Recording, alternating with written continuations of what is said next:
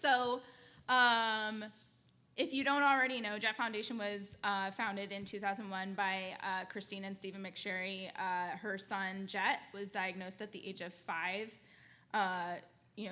She wanted to do something. She wanted to find a cure. Especially, in 2001, there was not as much going on in the space as there is today. So, her trying to find a way, to save her son is why she started this. We have transitioned from a primarily research organization to direct service programming. So we have definitely evolved over the years, but that is Christine and Jett. Jett is now, I believe, going on 29, and interned with Jett last summer as well. And he always says it's really weird to see his name on the wall. Jett Foundation, our 4 main pillars are family guidance and support, awareness and engagement, independence and empowerment, and then community and education. So our mission is to empower people and families impacted by Duchenne through the development of transformative programming, educational opportunities, and ongoing support for every stage of the Duchenne journey. And one of the things that, one of the reasons I came to Jett Foundation, one of the things I love is we really try to support the whole family, because as we've always said, everyone is impacted by Duchenne in the family, not just those that are diagnosed. So Camp Promise is one of our core programs. We actually have to change this language because not all of them are week-long, but it is a free camp for individuals with neuromuscular disorders, including Duchenne. We start at age 6, and the best thing is there is no upper age limit, so to 100. Or 120, who knows? People live a long time these days. So we have, let's see if I have it on here. I don't think we do. But there are 7 locations this year. We have 3 what we call retreats, so that is 18 plus only. Our 7 locations are Southern California, which is 18 plus only, Washington, all ages, Arizona, which is 18 plus only, Colorado, which is all ages, I'm going to trip myself up, Ohio, which is 18 plus only, Pennsylvania, all ages, South Carolina, we just opened this year as well, which will be all ages, and I definitely feel like I missed one. Hold on. Washington. I think I did, right? It's California, Washington, Colorado, Arizona, Pennsylvania, South Carolina, Ohio. I did get them all. So at this time, all of our applications are closed except for Arizona and Colorado. I think Colorado might be closing soon. But I do encourage you, if you are wanting to come to camp this summer, always apply. You will be placed on an active wait list, and if some spot becomes open and we have a volunteer for your child or yourself, then we will definitely contact you as soon as possible. But we also have a Camp Connect program. It is a weekend-long program that is for anybody and everybody with neuromuscular disorders, and it is, we're having like budgeting sessions this year. We have, activities. We have a magician. So it's still a way to get involved if you're not able to be on the ground. This is for people who either aren't ready to be at an in-person camp or just aren't able this year. So this is pictures from our camp last year. It's a really special place to be. Both Sarah and I, and I'm sure more people, but Sarah and I specifically in this room, came from MDA. So the camp, as she said, is near and dear to our heart. But I think one of the things I love about Camp Promise is that there is no age limit. So you don't graduate, because that was one of the hardest things that we had to do at MDA. So at this time, we are the only camp in the nation for adults with neuromuscular disorders specifically. One of our other core programs is our Jett Giving Fund. We have 3 arms of this program right now. We have our Accessible Vehicle Fund. This helps families obtain safe and accessible transportation, because as everybody in this room knows, at least mostly everybody in this room knows, accessible transportation and an accessible vehicle is not a need, it's not a want, it's absolutely a need. So when families are accepted in this program, they raise half or more of the funds of the vehicle that fits their family's needs, and Jett Foundation provides the remaining funds and purchases the vehicle outright. So this is a once per year application. It is a pretty competitive program. We had 38 complete applications last year, and we were only able to accept 15 into our program. It is definitely, like we said, we know it's definitely a need. So we are, we do try to accept as many programs or families into that program as possible. But it's a big ticket item, as we know. So that will open in October this year. We are in, yes, I'm like losing track of my years over here. October of this year for the 2025 cohort. So we'll make decisions in 2025, but applications will open in October. Emergency fund, this is for grants facing a number of emergency situations. If there's ever a time where you're in need of help, ask for it, please. I know sometimes it's difficult to do so, but that's what these things are here for. You're not taking money from other families. You're in need just as much as somebody else, so that's what we're here for. We're here to help as many families as possible. It's a rolling application. You can apply at any point in the year, but you are awarded once per year, just so we can spread resources to as many families as possible. But let's say you applied in November, you would be able to apply in January of that next year if you needed to. We also have our Equipment Assistance Fund, which is run by our beautiful Jessica over here. Our AVF fund is actually run by wherever she went, Julie. And our Equipment Assistance Fund is financial assistance for small accessibility equipment that is either not covered by insurance or is partially covered by insurance and too expensive for a family to purchase out of their pocket. So that is also a rolling application, one award per year. At this time, the max award amount is $2,500. So we have gifted over $3.5 million in this program since 2017. So this is one of my favorite programs and one of our core programs. So this is one of our 2022 families. So it's an incredible program, and we're very proud of it. We have our community webinar series. So this was born in COVID, but it's something we have understood the need to sustain. So our community webinar series, while it has to apply to Duchenne, we really try to focus on topics that are applicable to the general rare disease community. So for example, in January, we had a webinar on Social Security, which is very broad. We talked about rhabdomyolysis, which is it's an issue that you see in Duchenne, but other disorders do have that issue as well. So we do have some that are specific. We had PJ's protocol panel, which was on March 28th. Definitely encourage you to watch that one if you haven't. We had management and access to care for female carriers of Duchenne with Larry Markham in April. And then the next one we have coming up is going to be in June, and that's going to be talking about imaging. Is that the June one? We have a few coming up, so definitely look on our website for what the next ones are. But it is a way for us to share knowledge in the community outside of our workshops. They are recorded, so if you aren't able to make it live, you can also watch it on your own time after the fact. That's always on our website and our YouTube, so feel free to check those out.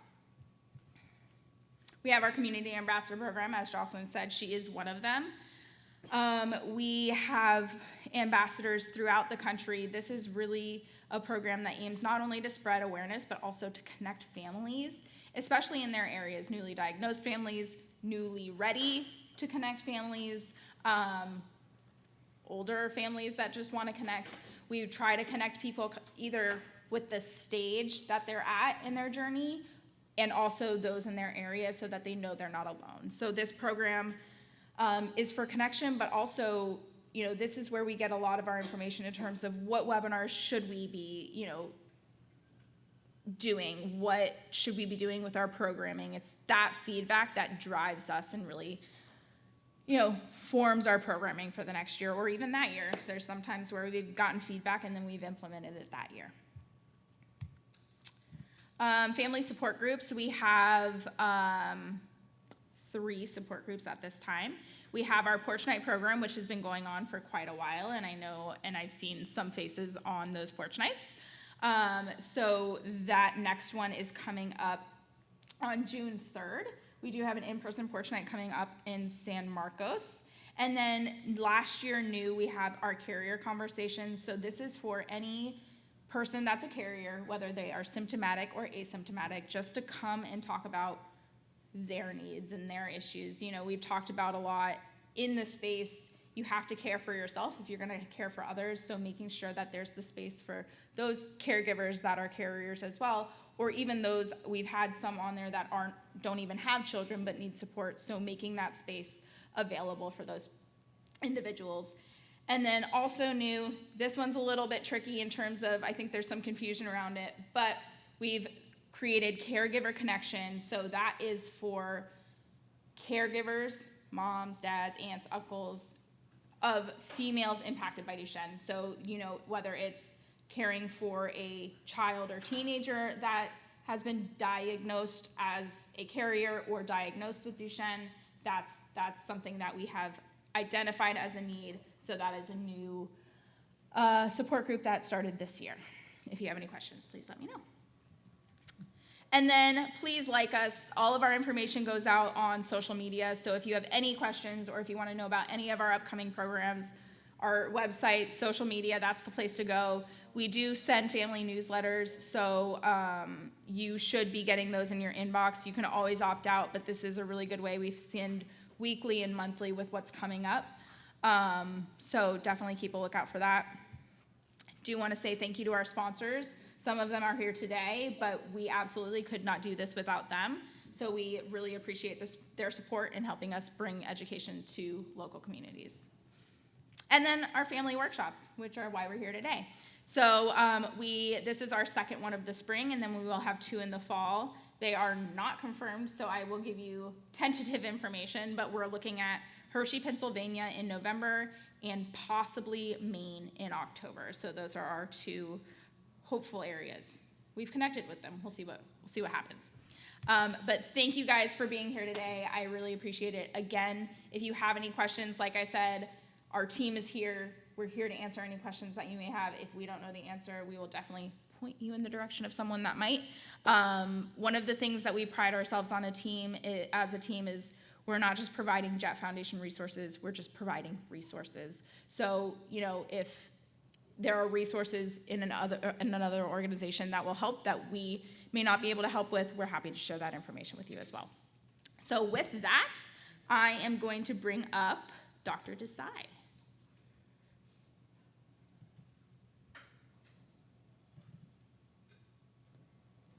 And there we go. Does anybody have any questions initially? All right. Perfect. And then it's just the presenter screen, so you can just click over. This is the next. Yep. This one. Okay, Make sure it perfect. works. Thank you. Thanks, everyone. Yeah, okay. That I've never seen that before, so I was confused. Okay.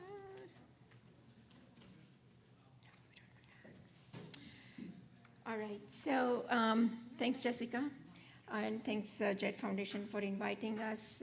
We have been quite fortunate to find some really like-minded, dedicated clinicians in Charlotte more recently, and we have been able to create very, I would say, one of the flagship multidisciplinary, very comprehensive neuromuscular clinic here, and so very fortunate to be part of that.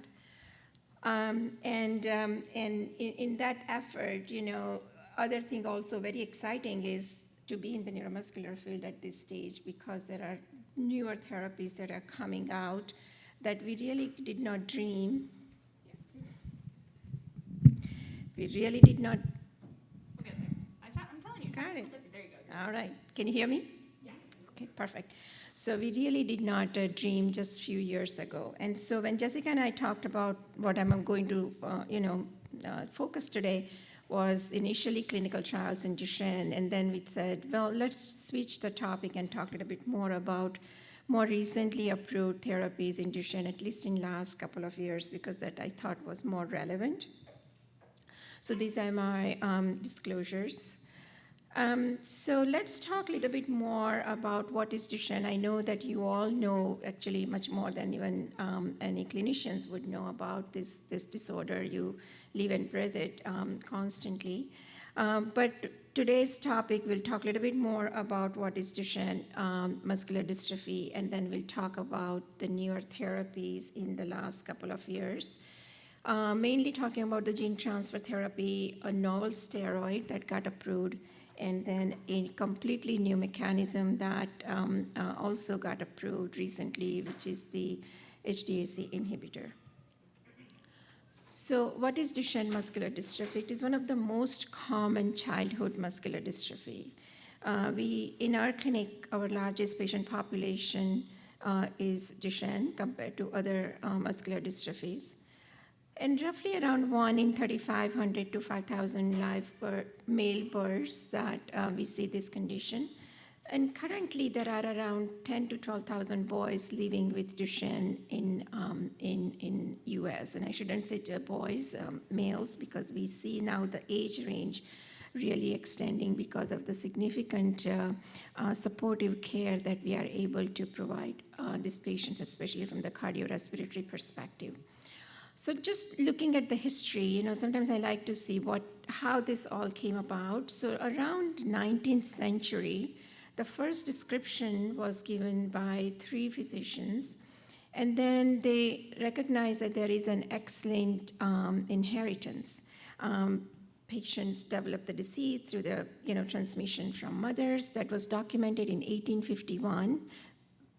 And then Duchenne really worked very hard, mainly initially doing a lot of needle muscle biopsies, and that identified that there was a lot of damage to the muscle fibers, very dystrophic abnormalities that they were able to observe. That was around 1868. So we know about this disease, what has been happening. We also know the inheritance pattern, but really there has not been any significant therapeutic interventions for more than a century, as you can see. So Duchenne has this we all know the timeline, how the patients progress. And I'll show you another slide which shows that the pathology is present as early as the infancy. But around, I don't know how I turned this off, Jessica. This is a little, yeah. There's a big blob here which says, give subtitle a try. I don't want to do that. I don't know how to get rid of this thing. I don't know. No. There we go. Okay, thank you. So around 5 to 7 years, we start seeing these motor delays in these patients. And many times the patient get identified because either they are having trouble walking, they are tiptoe walking, there is enlarged calves, and many times the patients actually are recognized by physical therapists, even not the physicians, right? By 8 to 11 years, they're having more difficulty, increasing loss of walking ability, and in the early teens, we see the use of the wheelchair becoming non-ambulatory, and then in teens, we start developing respiratory and cardiac issues. This timeline has changed because, again, we have newer therapies and we have more widespread use of steroids that we know that it has become standard of care and very significant improvement in preserving some of the functions and delaying the loss of ambulation. So this is again another way to look at this window and the journey of these patients. But as you can see that if we correlate with the muscle biopsies at different age groups, you can see that even as an infant, as a baby, you already start seeing abnormalities in the muscle biopsies. The muscle enzyme is elevated, which gives us an idea that there is already some kind of muscle damage, that the enzyme is leaking. And then by 3 to 7 years, you see that the patient here very clearly demonstrating that Gowers sign with abnormalities on the muscle biopsy when there is more and more inflammation. So in the beginning, we see more inflammation, and then that moves on to development of more of fibrosis and loss of muscle fibers, and again, the development of heart and respiratory involvement. So this slide shows again in that journey, but then what we do alongside to assess these patients at a different age groups. So for example, at an early age group, when the patients still have preserved ability to ambulate, we check for different kind of outcome measures. Now, these are something which are done in the clinic, not all the time, or all the visits, but they are very helpful, and usually our physical therapists would do some part of this. So the North Star Ambulatory Assessment, I'll call NSAA, and I'm sure you have heard that terminology a whole lot. And that is very useful, done in the clinic, but predominantly in the clinical trials, because it has been documented to show the progression and very, very close correlation of the disease pathology and how the disease progresses with the loss of function that you can very easily assess from that. But there is a lot of interest now in the time function test. So for example, how long it takes for the child to climb 4 stairs or get up from the supine to standing position. And so these are the time function tests which are also gaining a lot of interest. But as the child becomes more weak, as the time goes on, loses the ambulation, then we need to start utilizing other measures. And especially in very early non-ambulatory boys, what we do is, for example, the upper limb functions or sometimes the pulmonary function test. And as the time goes on, then you also do, of course, the other measures like a cardiac biomarkers. So this is just for an idea. Not everything is done in the clinic, although we do try to do as much as we can, but many of these also can be utilized in the clinical trials. So let's switch gear and talk a little bit about what causes Duchenne muscular dystrophy. So we know that there is a genetic mutation in the DMD gene, which then leads to the loss of dystrophin. And the DMD gene codes for this dystrophin protein, which was discovered in 1987. And it was a very landmark discovery. It was the first time a human disease was identified human disease gene was identified without any knowledge of the protein product. And then once that was identified, we knew more about dystrophin. But it is also the largest protein coding gene in human genome. So, that has been the issue so far, is how we can really fit this such a huge gene into for the gene therapy trials. And we'll talk in the vectors, and we'll talk a little bit about that as well. So because it is also a very large size gene, it is very prone to mutations. It's very prone to have abnormalities that can occur, because as you can see on the left-hand side, on the first, you see that there is this, I don't think there is a pointer, but anyway, so the first one, as you can see, this is a normal gene, and then what happens if there is a deletion or if there is a duplication at particular point or a point mutation. So there are a lot of different type of genetic mutations that this gene becomes very prone to, because it is such a huge in size. But the most common are deletions, which are around 60% mutations that we see. So we talked about the gene. Now let's talk about what is dystrophin, the protein that is produced by this gene, which is very important for the function of the muscle cells.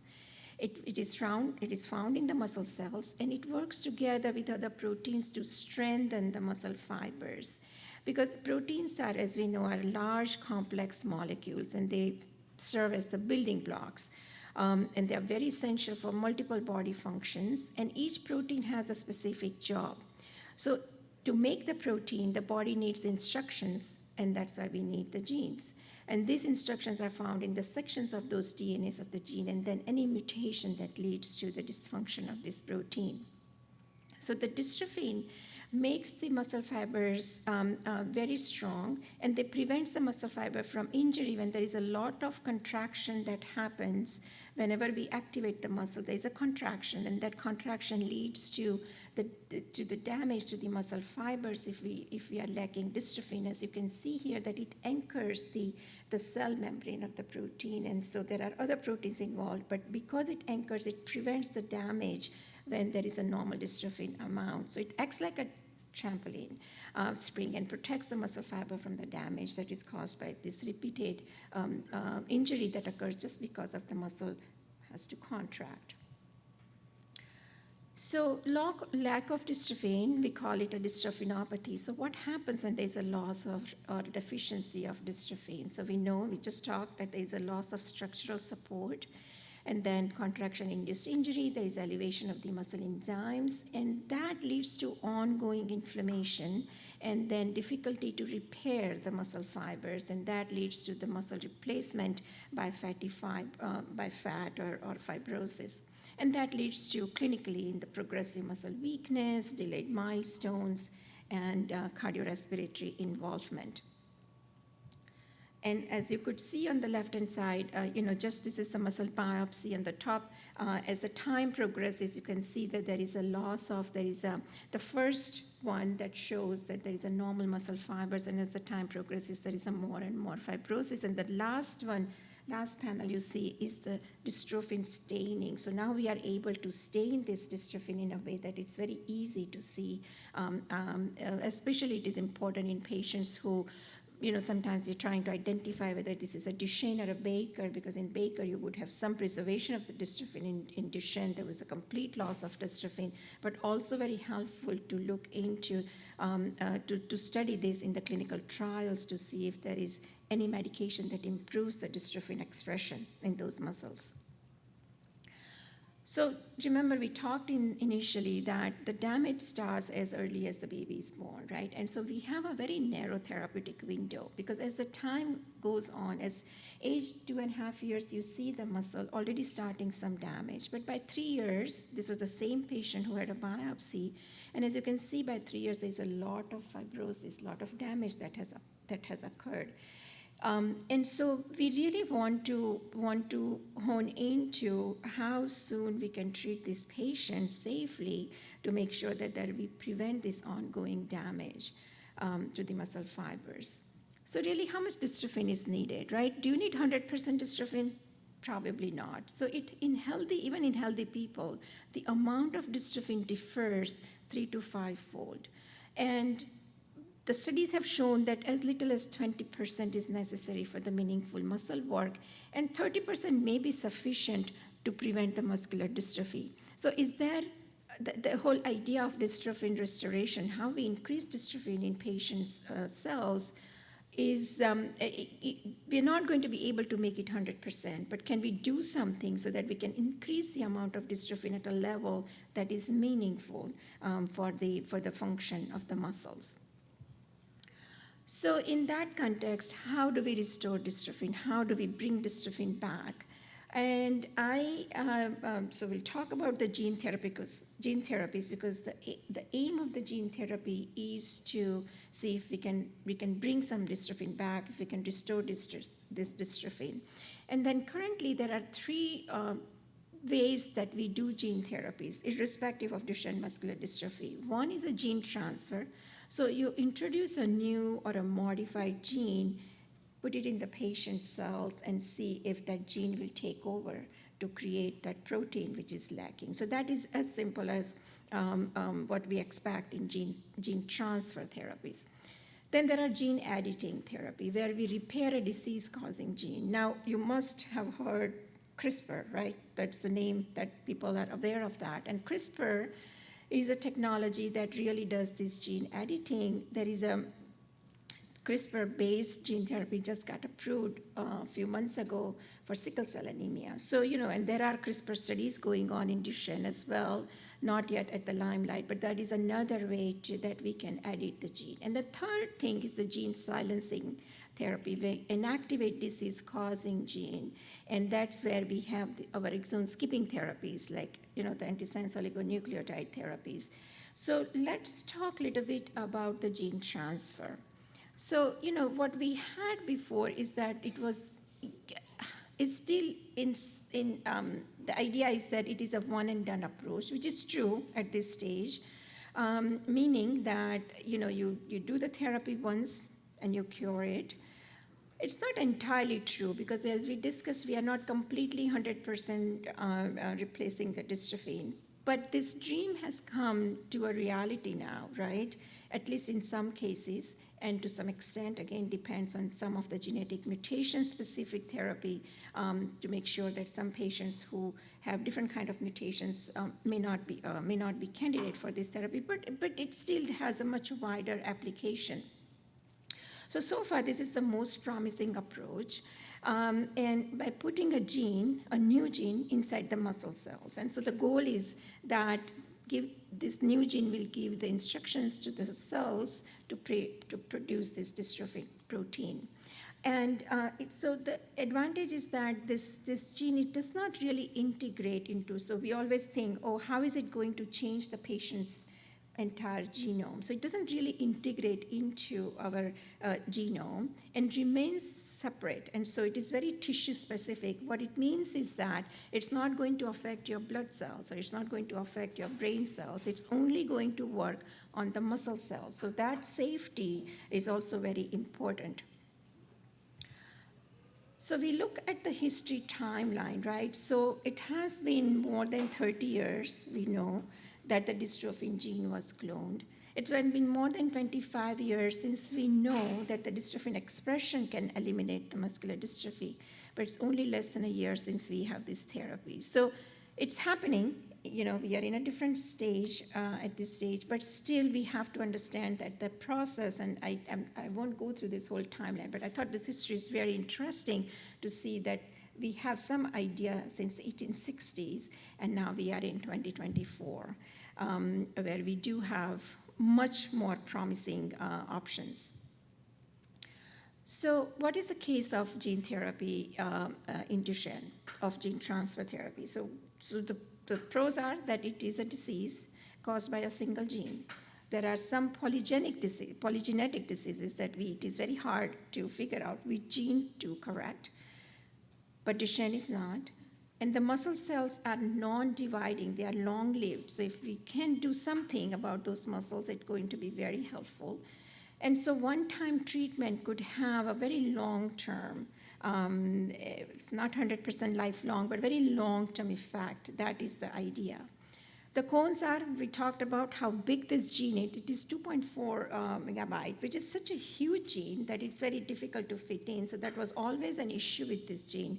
So it is too big to pack into the vector, which we use as a virus to transfer this gene product into the muscle cells. So we need three things for the gene therapy. We need a vector, which is something which is going to transmit this gene into from the lab or from the, from our hand in a syringe to the patient. Then we need a promoter. We want something that will make sure that the gene goes into the cells where we want it to go. Rather than going into brain or some other areas, it goes into particular areas. And then we need, of course, the transgene, or the gene which is going to produce this protein. So as you can see in this cartoon, we put that gene into this vector. The vector is a virus, and I'll talk a little bit more about that. We inject it, it goes into the cells, and then there it kind of opens up, and the gene starts producing this protein, and then the protein gets into the circulation and does the function. So what is a vector? Vector is something which transmits this gene, right? And so the best way, they had looked at many possible options, and the best thing that they found was we call as an AAV, or adeno-associated virus. Now, we always worry about the viral infections, but they found that this virus is not really that pathogenic. It doesn't cause a type of infection that we need to be concerned about. And it was most promising because, as I talked about, it doesn't integrate in the patient's genome. It remains separate, and so it doesn't really change the whole genetic makeup of a patient or a person. And then it leaves the body once it is delivered. So it's theoretically, it is, of course, one of the best options that we have. And so one of this virus was identified at Nationwide Children's, which has been used in the gene therapy trial, and we'll talk a little bit about that. And then you need a promoter. Promoter is something that turns on the transgene only when it is targeted in particular cells. So when those vector reach to particular cells, then it would turn it on to produce the protein. And so predominantly in the skeletal muscles, cardiac muscles, and diaphragm. These are the three areas we are really interested in Duchenne, and so they have been able to find a promoter which then becomes very tissue specific. And then, of course, the transgene, right? The main thing that is going to help produce the dystrophin. So as we said, the major hurdle was that it was so big that it was difficult to put into that. But what they did was that they found a miniature design. So there was a patient with Baker muscular dystrophy in England, and they saw that that patient was actually not only ambulatory, he was in an army, he was able to climb a hill, he was ambulatory till his 70s. So when they looked at that patient's genome, they saw that actually a huge part of that was missing. However, he was still ambulatory. So then they found that really there are areas in this gene that if we really omit some of those areas, there are some areas which are very, very vital. And if we preserve that, they might be able to produce the dystrophin. And so that's how this new transgene was created. And then it was small enough that it could fit into that vector or the virus. So this was kind of a new design of creating this and making the working version of dystrophin-producing gene. So this was the first study that was done at Nationwide Children's with only 4 patients, right? And so as you can see, these are just the proof of concept study done in the beginning. 4 patients enrolled into this study, and they were analyzed. And as you can see here, that those patients did show that there was much reduction in the fibrosis, the fatty changes that occurred in the muscle. And at the same time, as you can see, that each patient on the right-hand side, you can see that the red lining is the dystrophin. And you can see that there was improvement. This was a patient before and after. And you can see that there is expression of the dystrophin, as you can see that lining. So that tells us that there was around 82% of the muscle fibers in the study showed that there was expression of dystrophin at 12 weeks. And we also saw that it was the muscle enzyme continued to reduce. And so there was not much leakage of the muscle enzyme because the muscle cells are not really damaged. This is just a very busy slide, just to give an idea that there are many companies and many programs working on finding this different kind of gene therapy products. And so there are many into the program right now. Nothing has been approved so far, except one that I showed the study about. But again, there are a lot of different kind of transgene and promoters and vectors being utilized to see, and not now just limited to Duchenne, but other neuromuscular disorders that we are seeing this program developing. Any therapy can have side effects, and we have to remember that side effects are possible in these patients. And very commonly, we see nausea and vomiting after the infusion. Abnormalities of their liver function is very common. And there are a couple of other things which are more important, which could be, quite concerning. And one is what we call as an immune-mediated myositis. And that occurred in some patients where they saw that part of the gene, which should, the mutation that they had, was more prone into those patients, and now the indication has changed to avoid those patients who had that particular type of mutation. There are sometimes heart involvement, sometimes what we call as an angiopathy, meaning some of the bleeding disorders and things like that. So again, we have to keep this in mind as the more programs develop, what's happening, what is the, how we prevent some of the damage if we know. And interestingly, many companies and programs have come together to talk about any idea of something went wrong or any adverse effect. This is very unusual because companies work in isolation. But here, a lot of companies have come together and created a program where they are going to talk about if any side effect or any such adverse effect, they come together and talk about it and say how we can avoid it. So I think that is going to be very useful. So this is the thinking about the milestone of gene therapy. I think it's important for us to understand the safety. Is the treatment going to be well tolerated? Transduction efficiency, meaning is it going to be effective in creating this protein that we are interested in, its expression in the cells, and whether it is going to produce this dystrophin that we can see, And is it going to be able to reduce the muscle enzyme? And then what happens eventually, the functional outcome? Are the patients going to notice any benefit? I mean, we can do all these things in the lab, and we can do the biopsy, and we can do all that, but we have to make sure to see if the patients notice any improvement in their ability to walk longer, or their ability to, improve how they stand up from a sitting position, etc. So this is about the gene therapy, just at a very bird's eye view. And then let's talk a little bit about the steroids. We know that steroid is a standard of care in Duchenne muscular dystrophy. We have seen that how it has really improved the not only the loss of ambulation was delayed, but also helping to preserve their heart and lung functions. So it is a standard of care. And the aim is that we should consider starting the steroids before the weakness is observed in these patients. It is the most commonly prescribed medications in Duchenne, and of course it does not rely on the particular gene mutation. It has been shown to reduce the scoliosis surgery need, and also delaying the need for the non-invasive ventilation, like like breathing machines and things like that.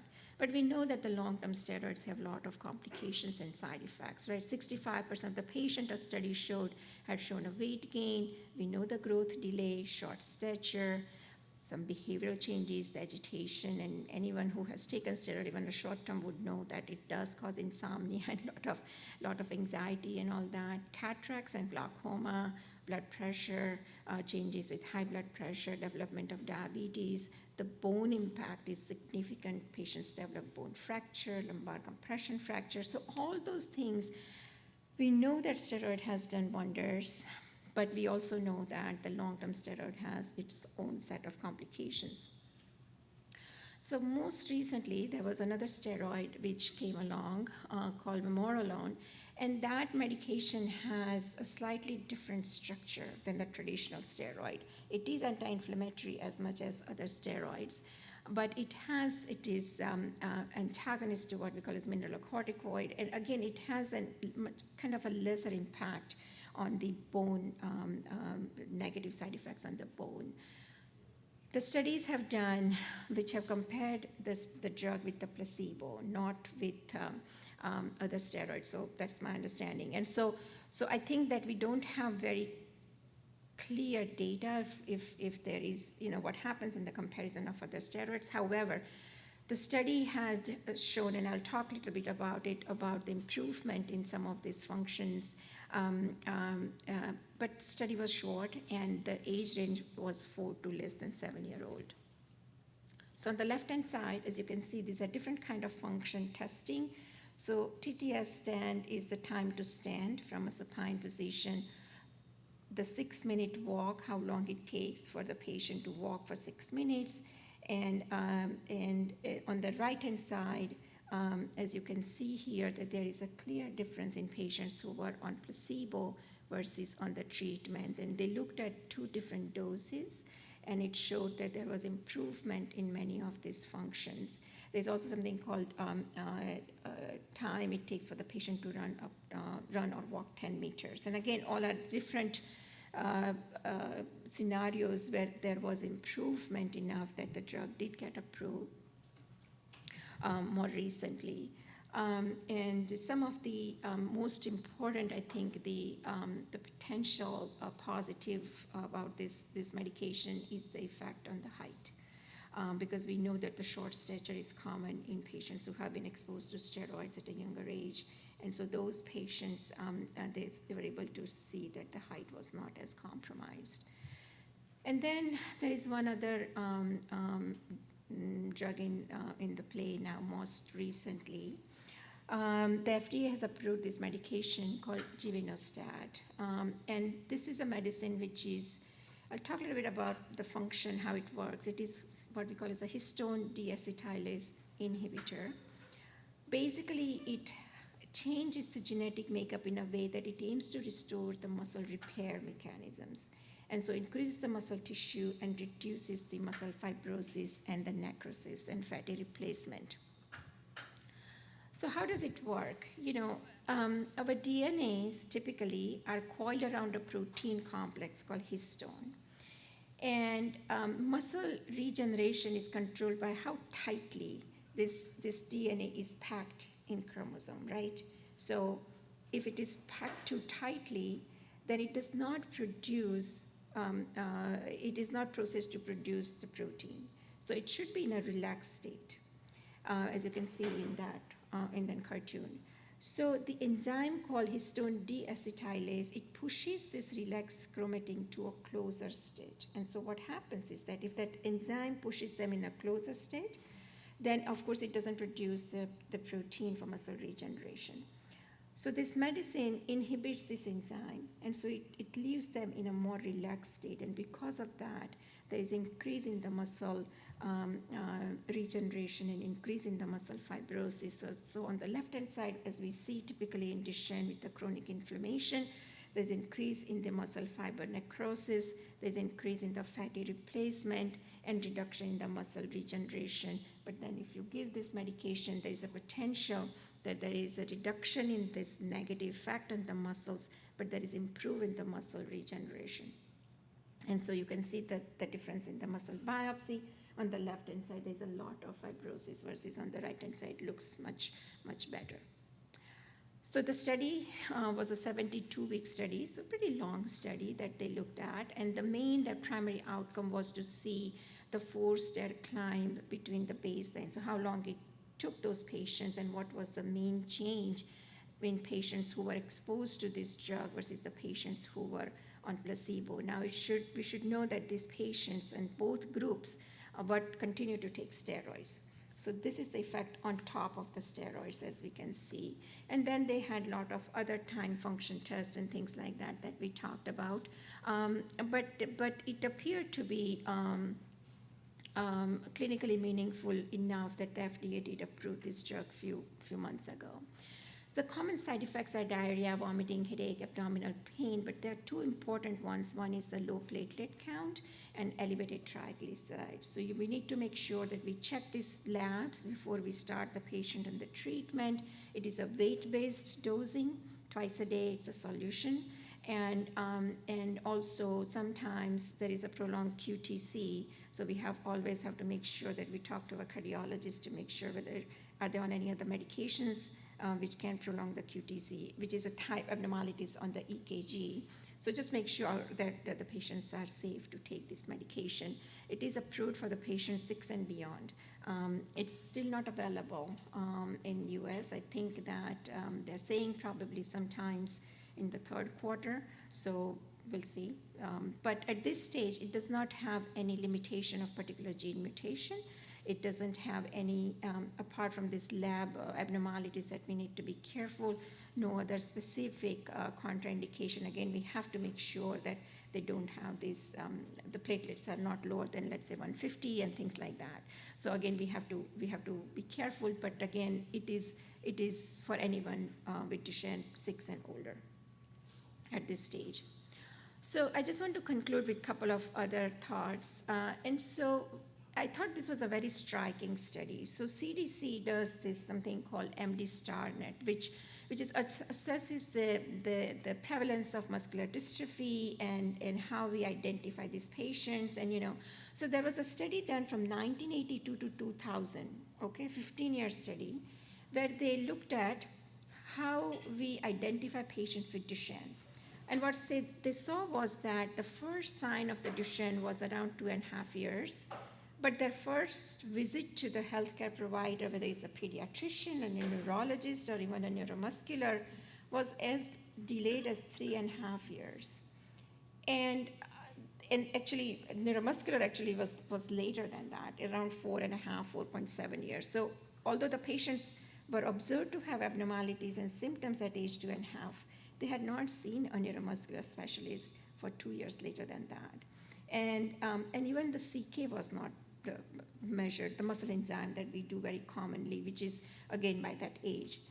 Now, the same study was repeated from 2000 to 2015. So you can imagine 1982 to 2000, and then you repeat the same study from 2000 to 2015. We know that the first sign was still at 2.7 years. The first CK, first muscle enzyme, was not done till 4.6 years, 4.5 years. And the muscle biopsy or other genetic testing was not done till age 5. So this I thought was very eye-opening to us because we know about this disease, we know that there's a lot we can do, but over a period of 30 years, there was no change. And that's where I think the organizations like Jett Foundation or PPMD or MDA or all that are coming in. And I think that the work that you guys are doing pretty amazing.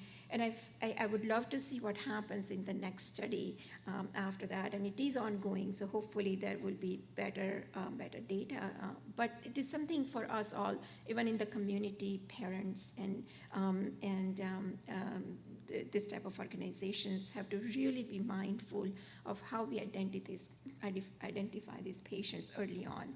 And so that's where the case of newborn screening is. I think it could be a wonderful program. We know that it has been quite successful in patients who do have SMA or spinal muscular atrophy because there is a gene therapy, because they should be given this medication up to 24 months of age, and these patients are being identified with the newborn screening at a state level quite early on. We get the email or some kind of notification from the state about patient who screens positive for this.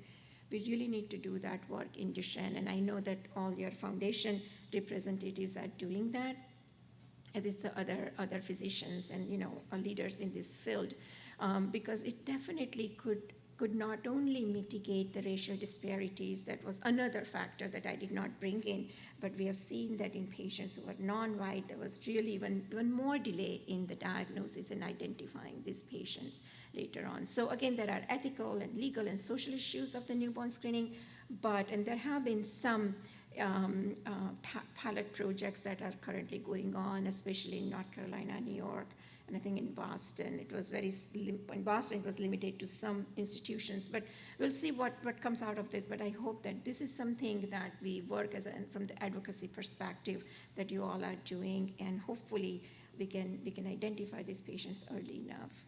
So happy to take any questions. I know it was a little bit more geared towards the science, but I know that you all are quite well versed with the disease and with what is going on in the field, so I felt very comfortable bringing that. Does anyone have any questions? Yeah. Everybody's talking about a combination of therapies. Right. With these new drugs like jupinostat and gene therapy, kids that already had the infusion. Yeah. How are you managing that? Is that on the label? So there is no such contraindication on the label at this stage. The mechanism is completely different. However, we have to see that once gene therapy, we have continued these patients on steroid because we know even post-gene therapy, right? However, with this new drug, which is not yet approved, not yet available in the US, we don't know how it is going to pan out. Looking at the science and what is the PI information available at this stage, there is no such contraindication.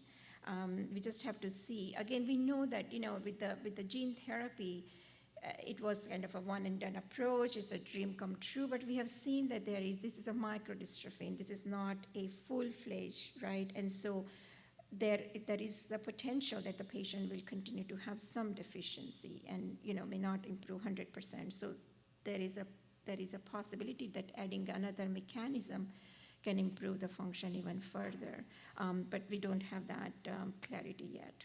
And I doubt that would be an issue, but we have to be mindful of what happens with the side effects, especially with the gene therapy as we go forward.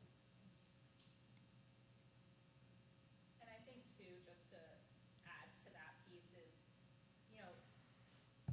many of these drugs in terms of, surrounding gene therapy, juvenistat, if I'm correct, and they can answer this later if they so choose, but they weren't studied in conjunction in combination with other therapies, so you don't really know, kind of like she was saying, what that looks like and what the potential side effects could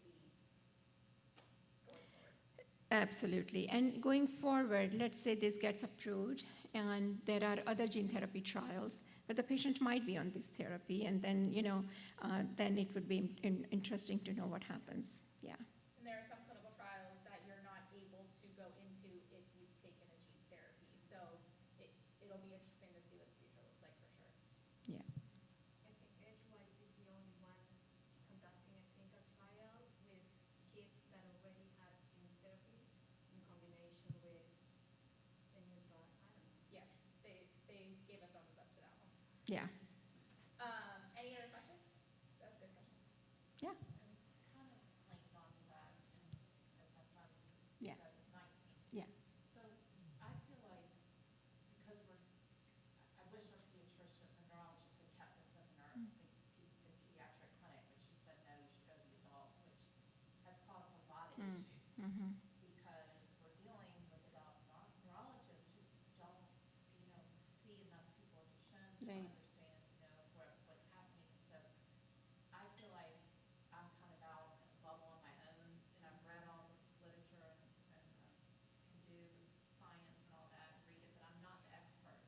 So it's like, I don't feel like I have anybody Right. to go to and say, and that was one of with the genus stat and then the Yeah. exon skipping together. Right. Because I saw that wasn't done, and then the whole thing with the heart stuff, I Mhm. know it's just for that certain rhythm, but then I was like, but there's so many heart things going on for the older patients with Duchenne. So, Right. but the way the study was done, it was just they saw that Yeah. rhythm of the heart in the study. It's Right. not they know for sure. But I guess you're saying you feel that there's some unknowns just because. Right, absolutely. There are a lot of unknowns in this.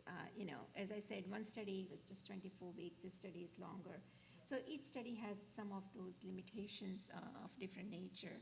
And then gene therapy, we are learning a lot. We are also learning about type of really significant myositis, which can affect the muscles of not just the body, but also the heart and swallowing and whatnot. And so there's a lot we are learning. I think that the things will continue to get clarified more and more as more people come together to identify what could have gone wrong or what we can do to avoid. And like, for example, based on that, now in the gene therapy, some of the genetic mutation is, it's not indicated. Now that is for Sarepta's 8 and 9, but there would be for other therapies, we'll have a different way to, figure that out. So I think that is a lot going on. Yes, that's true.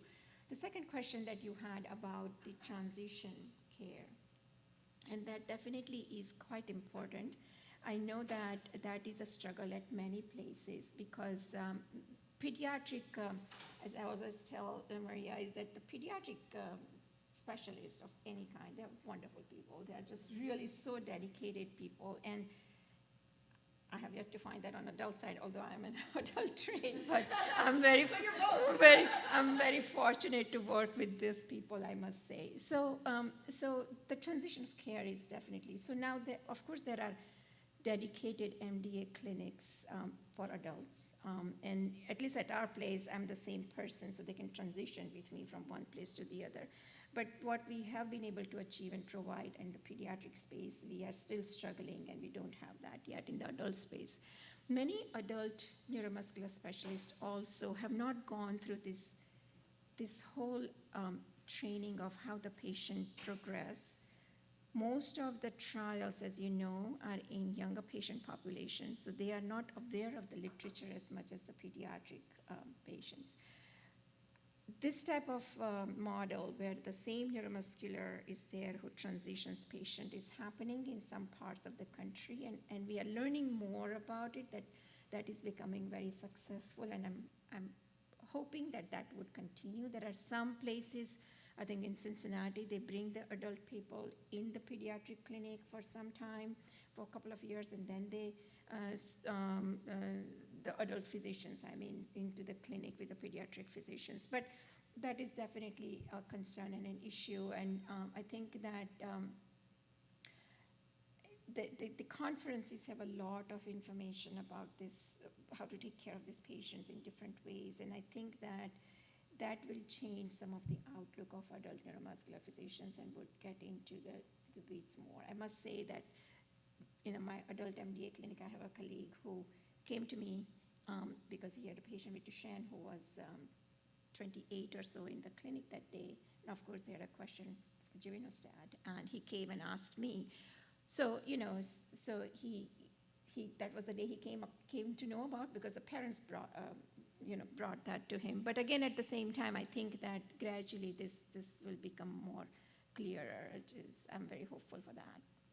It's definitely a push in the community for sure, and something that I think everybody, including PP&D, is trying to address. I know that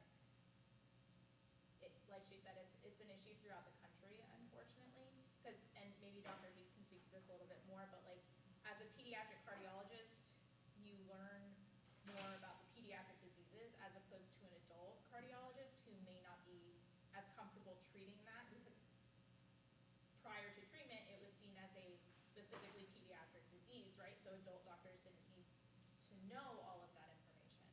So hopefully, like she said, it'll change as the world changes. Yeah, I think it's the growing up, though, as a doctor, growing That's up. true. That's true. Very true. With all of this. And then your transition, and like when you're diagnosed, Yeah. and yeah. So That's a piece to and it, that's too. why, I mean, I understand on the adult side. Of course. They're And I would also just say from an industry perspective, right, we're trying to work really hard to educate adult providers too and really make that push to try to expedite some of that education, because we hear that and see that gap too, so how we can Yeah. help. Even with treatment perspective. Yeah, I think as the parents too, and our children, that, sometimes we're continuing to lead the way no matter how much we push them to speak up. Because mine, I can tell you that they probably get 2 words out of him, even when we try to talk Star Wars and everything else. But it's being that advocate and continuing to ask questions, because I think the 2 of them can also tell you that I come in like, okay, well, I have a question. And you may or may not have the answer, but this is happening out wherever. Is that an option? And just continuing to bring it to the forefront, because we are the ones living it day to day, and we're the ones that have to keep pushing it to the front. Right, and again, and then we are also, as I said, people are learning, and so maybe, there is a way to transition these patients, and for that particular age group, maybe creating a day. We are planning to do what we call as a Duchenne day in the clinic, because we are very lucky to have endocrinologists in the clinic, and we want to make sure that we utilize that. We have a whole team. And so I think that, those things also, then we can create kind of a Duchenne transition days a couple of times a year. So, these are the things that definitely, but again, I understand that it is nationwide. You really need to educate everyone. So. Yeah, I just want to say something. So Michael's doctors that he has are all his pediatric doctors. I don't know why, like Boston Children's Hospital always said, you're a patient, you're always patient, but they're trying to kick him out because he's in his 80s, 42 now. But I don't know how you do it, I don't know how I did it, but he's got his same doctors, and when he goes in the hospital for anything, I am able to contact them, and they are able to discuss things with the doctors, even though the doctors don't talk to them in the hospital. But I don't understand why you have to transition. I don't know why you can't say no, because these people know the kids from the time they start seeing them, and Michael certainly, I don't understand why they can't do that. Can we just say to the doctors, no, we're staying with these doctors? I mean, is that a possibility, or is that just out of question? She's like, is it an inch? I'll let Dr. D answer that question. How about that?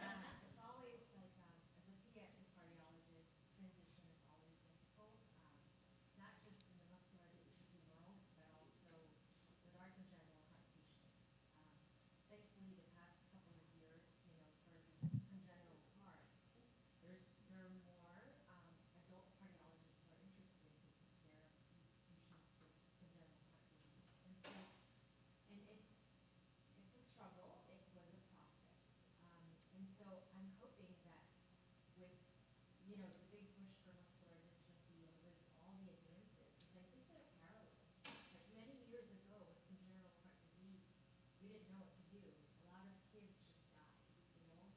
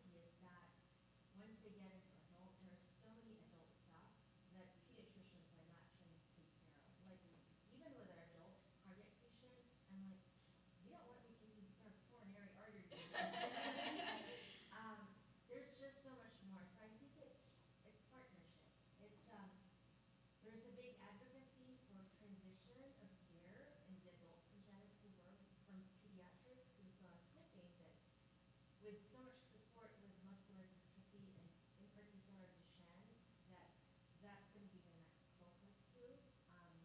But there's so much learning, and you just have to find a person who's going to be committed and really dedicated and interested in taking care of that.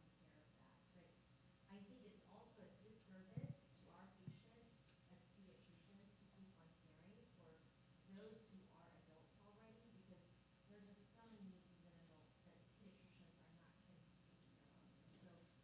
And that's my struggle as a pediatric cardiologist. I remain dedicated and an advocate for my patients who transition into adulthood, but also as a pediatrician, there are things that I'm not comfortable taking care of, and it's a disservice to these patients. So we would love to be involved, but I think having an adult person be part of that care is an important thing.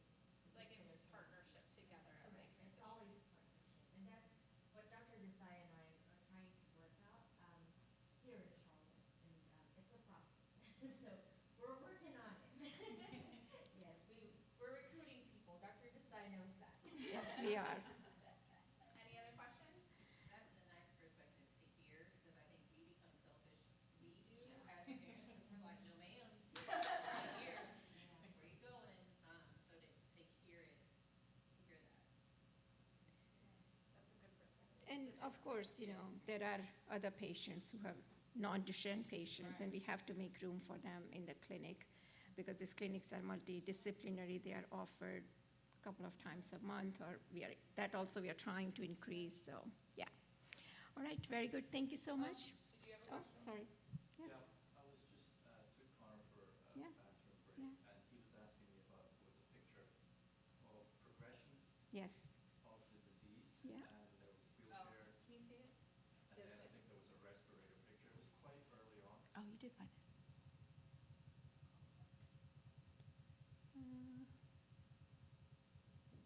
I think it's at the I think beginning. his question was related to. Is it this one? This one? Yeah, exactly. That's the one. Yeah. Do you wanna? This is the one, Connor? Yeah? All right, I'm going to welcome Dr. D up. I would say her whole name, but you don't want me to say it. I promise. Thank you. All right. Hi, everyone. Thank you for having me here. Yes, I have the longest name. So I'm Maya Dorton Guevara. I'm a pediatric cardiologist at Levine Children's Hospital. I joined the practice about almost 2 years now. So I'm new in Charlotte. I'm still discovering Charlotte, and I'm new here at the Congenital Heart Center. All right. I do have my disclosures. And again, thank you for having me here today, okay? I thought about coming here whether I would do this or not, because these are my disclosures. Number one, I'm not an adult cardiologist, and why I chose this. I'm going to tell you why I chose this topic. So last year, how did I get roped into muscular dystrophy, or Duchenne in particular? So one of my very good friends, a mentor and a wonderful person, Dr. Wallace, who's my boss right now, he needed help with the muscular dystrophy clinic. He was by himself. He's a heart failure doctor, and so he asked me, because we both have the same background. We went to University of Florida in Gainesville for fellowship. We worked with Dr. Barry Byrne, who I'm sure a lot of you know is a big name in Duchenne muscular dystrophy, and he's a wonderful person and one of the smartest people I know. And so last year, I went to the PPMD conference that's just for the cardiac care, the ACTION. And one of the most, I think, striking talk I listened to was this female. She is a female with dystrophinopathy, and it was life-changing for me. It's a great eye-opener, because I'm old, so I'm one of those who were trained that, with Duchenne, only boys are affected and females are never affected, and we never really thought of it. And so when I heard that, and I'm like, oh my gosh, yeah, we never really paid attention to it. And I think this is this is a great eye-opener, and even like talked to Dr. Desai after that conference, and I'm like, I feel very strongly about this as a, as a parent, as a woman, and I feel like we need to pay attention. And so I wanted to learn more about it, and then when Jett Foundation invited me to do this, I said, you know what, I want to learn more about this. Like, maybe this is beyond my comfort zone, but let's learn about this together. And so that's why I chose this topic. Again, my disclosures are, no, I'm not an adult cardiologist, and I am not a heart failure transplant cardiologist. I trained in a very big transplant program. They tried to convince me to be a heart failure doctor, but it's just not my jam. And, I am not a muscular dystrophy expert, by all means. And so I beg Dr. Desai to please stay here for those questions. I am still learning about this, okay? But who am I? I'm a pediatric cardiologist. I've been a pediatric cardiologist for about a decade now. And like I said, I'm fairly new in this. I think it's been a blessing that I've been I've become a part of this family. I think of it as a real good community. I'm amazed by a lot of families who are very strong advocates of their children, of their family members. And, I see that every day too with my patients with congenital heart disease. And I said, I'm becoming an advocate and an avid learner in this field. Every day that I do clinic with our team with the muscular dystrophy multi-centers clinic, I ask, I have the geneticists there helping me out. Dr. Desai is there helping me out. Dr. Chada is here, is going to talk about pulmonology, who has been doing this more than I have been. So we have all the resources. And I'm a female, and I'm a mother too. So that's who I am. And so that's why I chose this. So thank you for sharing this photo. I appreciate it. So I wanted to preface this with, I did say it's care for the caregivers, but I also want to recognize the fathers who are here. I'm not saying that only mothers are caregivers, because I know that, fathers and brothers and all the males in our family are caregivers too, but I want to focus today on the females, the mothers and the sisters, okay, more so the mothers. But I put a slide here because I want to know that for the fathers in the room, I am not dismissing the fact that you're a big part of the care, okay? All right, just a review of inheritance. I'm not going to delve into this because, Dr. Desai talked more about this. And excuse me a second, I'm going to have to grab my glasses. It's harder to see. All right.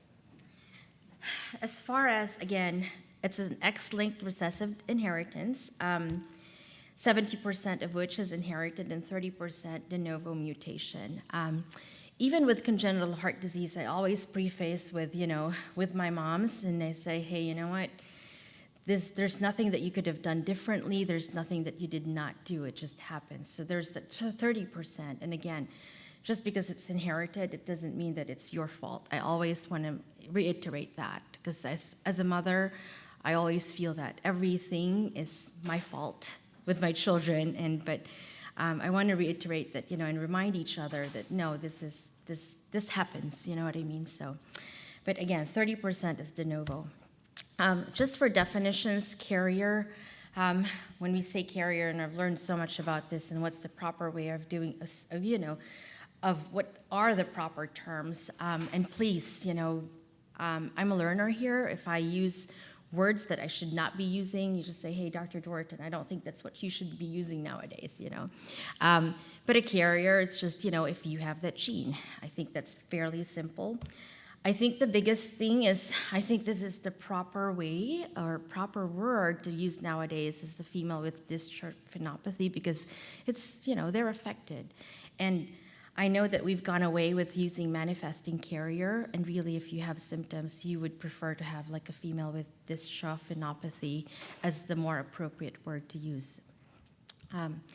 So what is it? So again, quote unquote, back in the days, or I think a bunch of folks would still say manifesting carrier for these people, for these females. There's a lot of contention about why some females would have it or would be symptomatic and why some wouldn't. There are studies that say the X inactivation is a big part of it, like, more abnormal dystrophin gene than the normal is produced. But I think the most current studies are saying that, it's not really entirely true. This is up until, there's not like 100% that this is the main player. So I think we're still discovering a whole lot more about that. Manifesting carriers, they say, are more likely to have an out-of-frame deletion or duplication, and 80% versus 62% are asymptomatic females. And again, Dr. Desai, please correct me if I'm wrong with my data. There are some places, and part of the evaluation would say, hey, do a muscle biopsy for those who are symptomatic, and you can see changes in their muscle, which ones would be more affected than the others. But again, from my understanding, there's no 100%, like this is the test that you should do for females who are affected, and they would be the one who's symptomatic versus those who are not going to be symptomatic. There's also some data that say, there are modifier genes that can affect and who's going to be symptomatic or not, or you can have a second pathogenic variant and that's why you're affected or you're having the symptoms. But what's amazing is that, as a pediatrician, again, symptoms present when you're about 2 years old up to you're 47. And again, as a pediatrician who trained many years before, we were never taught that, if you have muscle weakness, that, even if there's family history of Duchenne, you're a female, it can't be Duchenne. I mean, that's really what I was trained in. And so just like I said earlier on, this is the perfect time, I think, to be involved in, taking care of these patients, because so many things we're learning and so many things, there's so many advances in therapy. So about 2.5% to more than 20% of carriers are actually being reported as symptomatic. So it's not as, as infrequent as we thought it would be. So presentations, and again, this is a review. I'm sure, muscle weakness, which is the most frequent initial presenting symptom. You would have falls, fatigue, lack of balance. And again, these are a lot of, non-specific things that we would see as a pediatrician. You go through the list, it's like, okay, you have all of these lack of balance, pain, cramps, a lot of non-specific stuff. So I think this is where a really good history comes in. As a physician, I think that's, you've been trained to really hone into your history, because that really helps us a lot with going through. And I think what I'm learning from this is that if you have all of these presenting symptoms, do not, Duchenne or muscular dystrophies should be one of your differentials still. And again, 10 to 20% of women who have DMD pathogenic variant will have skeletal symptoms. There are studies wherein they do an MRI of the muscle. I know that there's a center in Florida right now who does a lot of studies with that. And like I said, I worked with, and I still have friends who work with Dr. Barry Byrne at UF with the labs. And again, biopsy. The heart, of course, this is most important for me. About 10 to 50% of carrier females have findings of cardiomyopathy, which we know is a weakening of the heart muscle, and really one of the things that we care most about, because, before the advent of, the therapies that we're having, a lot of patients, eventually have cardiomyopathy, and one of the biggest source of mortality and morbidity with Duchenne muscular dystrophy, and so mostly presenting with dilated cardiomyopathy. I was sharing with Maria earlier on that when I was a fellow, I still remember Dr. Barry Byrne giving us a very excited lecture of how they've discovered that lisinopril can actually help delay the changes in the heart muscles, and so I can still see him with his slides and in our little conference room, very excited about it. So I think, and this was 10 years ago, 10 years ago, and we've come so far, and there are other medicines that we've been using now for heart. And I cannot advocate enough how important it is to have screening, echocardiogram, and ECG. it's become my practice now, and I see a lot of familiar faces here who I see their kids in clinic. And we always ask about, have you been tested? Have you been seen? It's very important because as a mother, we always forget about ourselves and having care for ourselves, but it's very important that you would start with your, seeing your primary care and getting at least a screening echocardiogram and ECG. And what they recommend nowadays with the studies that's come out is that you would really go back for a reevaluation every 3 to 5 years. And so we need to be reminded of that. I think this is a wonderful study that came out, and I'm sure you're familiar with Dr. Mylene Ma. Actually, she was my attending when I was a fellow at Vanderbilt. I trained interventionists with her husband, and I saw her. I'm like, oh, Mylene Ma, she's there. The studies show that by 30 years of age, you can have these changes in the heart, and so you have to have a cardiac MRI as a female carrier by age 30 years old, because then echocardiogram has its limitations. We would say, heart function looks great, but when you do a cardiac MRI, you would see scars, you would see fatty deposits. And so this is the gold standard, and really even with our pediatric patients, we always advocate for a cardiac MRI whenever they are able to do it without anesthesia. It's always a fine balance because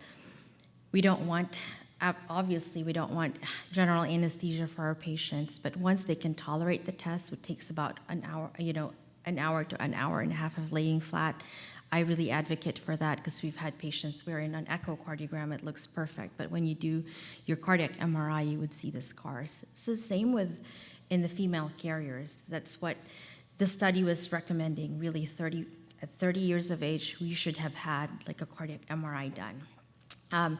Because again, 49% of carriers would have fibrosis, which I think is a big number. And so even if you're feeling great, even if there's nothing on echo or an EKG, cardiac MRI will still show that. And they said that, with these patients who would have that scars, you would have high CK too, so there's that. But this is just a photo of a cardiac MRI and what we're looking at. I didn't put in an EKG or an echocardiogram because I'm sure, you've seen that many times over, way more than you probably would want to. So, but I think it's an amazing test because it looks at the tissue muscles itself. Other manifestations as a younger person, their cognitive challenges and developmental delay, and it's, quite surprising to me that there's actually reports of unexplained abdominal pain or chest pain with carriers too at a younger age. So what is the big push? Genetic evaluation and counseling. And I think the biggest part of that, before we even go there, that's why we have our geneticists and our genetic counselors in our clinic, is because it's very important. It's easy for us to do the test, but I think the counseling part is a very big part of that. We've gone away with just doing the test and not meeting a genetic counselor for a lot of diseases, because it's very important, because once you have that genetic finding, what do you do with it? What does that mean? What kind of a life does it mean? And it's important for somebody who's getting genetic testing to really understand, okay, what does this mean to me? How is that going to affect my children, my siblings, my parents? And so what does that mean? So I think that's a very important key. And I think once we would have a patient who's genetically, who was diagnosed with Duchenne, it's very important that family members can get, genetic testing as well. But again, I'm realizing and I'm learning that, can we do that? Absolutely. But I think it's a conversation, because not everybody's willing to have genetic testing. Not everybody understands why you need to have genetic testing. For me, it's not because you want a diagnosis. It's because you want to see what to sort of think of and how we can best care for those patients who are diagnosed with it. So it's not so much as having a diagnosis, but how will that help us take care of our patients, knowing that there's that diagnosis. But again, I think the informed consent is very important. And Corollary to this is actually like the sisters, the sisters or the siblings, if whether they would want that genetic testing or not. As a parent, most parents would be like, yes, I want her or him tested, but there's always a contention of, should you wait until they're 18? Should you wait until, they're a little bit older and they can make that decision for themselves, especially if they're not symptomatic. Not just the heart, it's important to have neurologic assessment and surveillance. It's important that once you have that diagnosis as a carrier or that change in your genes, we need to see a cardiologist, not just a cardiologist, but a neurologist who's familiar with, with muscular dystrophy, or even not. Just say, hey, you know what? This is my history, this is what I have, and this is what I'm here for, like a good, thorough neurologic examination. As a cardiologist, I'm going to be honest, my neuro exams are probably not great. And so I don't even I don't even pretend like in my notes or like examining patients. My sister is a neurologist, and we laugh because she's like, oh, it's been 2 years. I've not listened to the heart. I haven't carried a stethoscope. And I'm like, what? And she was like, when was the last time you held a neurohammer? I'm like, okay, fine. So I think, that's why we have these like organ systems. So I leave all the neurologic assessment to people who actually know what they're doing, or, rehab doctors and our neurologists. But it's very important because there are small stuff that we don't notice and that's very obvious to them. And so I think that's one key thing. Obviously, cardiac assessment, I think we talked about this already. A screening echocardiogram is really very important. Echo and EKG, to start with that and see a cardiologist. And another big thing is psychosocial support. At our clinic, we started to work with our psychology department. So a lot of our patients would get the screening if you come to our clinic. Even before, you would get when you come to our clinic, there's an iPad that they're going to give you to check on our patients. But I think it's not just our patients, but also the family members, because I think care for your mind and just the psychosocial support, especially with a chronic illness, is very important. Know what your resources are. Know when to ask for help. Know what's out there for you, that you're not alone, that you have to process through every emotion that you're feeling throughout this journey, because I think of it as a journey and not like a one-time thing. So it's really a journey for the entire family. So I think these are key things that we need to pay attention to when we're providing care or thinking about care for our patients. This I put in here because, again, I'm focusing more of as a female, as a mother, but, there are sisters, there are daughters, and I think even if, we have our sons or, if we don't know if our daughters are affected too. Are they symptomatic? Are they asymptomatic? We have to take care of each other. We have to take care as parents or sisters, it's a group, it's a family thing. I think we always have to think about everybody else in the family, so I think that's important. The challenges. I briefly talked about this already. Genetic testing, who should be tested? When do you test? And what kind of testing do you get? Again, there are different kinds of school of thoughts, and there are different, there are a lot of different preferences. Some people, again, would like the genetic diagnosis right away. Some people would not want the genetic diagnosis right away, at that time, and they don't want to do it for their children. And so I think this is where the genetic counselor is really very important, even if you're not considering doing a genetic testing, because I think that's a big deal. Education and awareness, I cannot reiterate that. It's actually great, that we have these resources. I'm very amazed with Jett Foundation, PPMD, a lot of advocacies. But there's so much more to learn. I think if you ask 100 pediatricians, how many of us really know to care for or ask about family history of Duchenne in our patients who are falling or having weakness. And so there's so much to be done, and not just a pediatrician, but a general practice, physician or provider.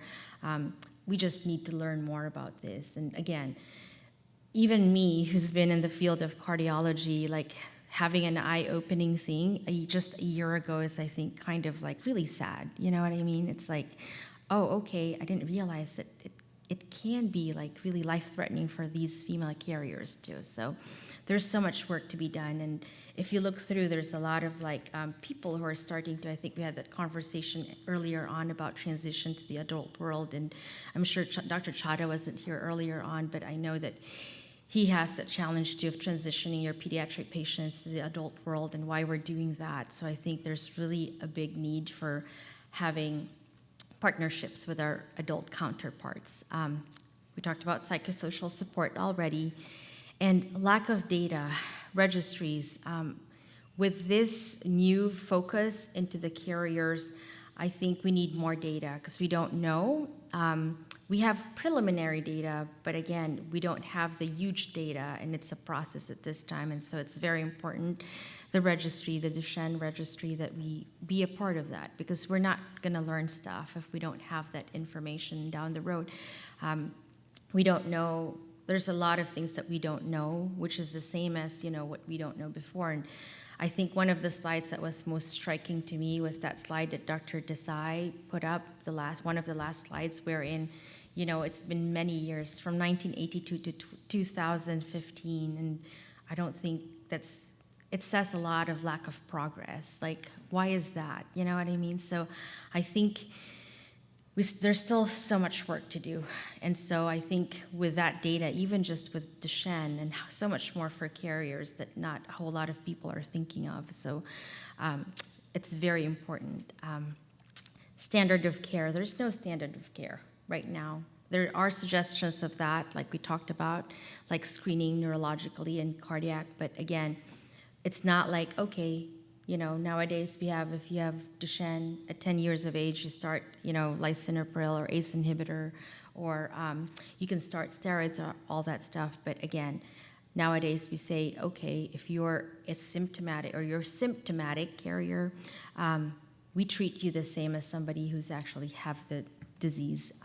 Heart-wise, you do heart failure medications. And again, Dr. Desai, you can chime in about like, do you do steroids? Do you do all of these other things for these, these females who are affected by it or symptomatic? And so I think there's really no standard of care. There are suggestions that you do the same thing.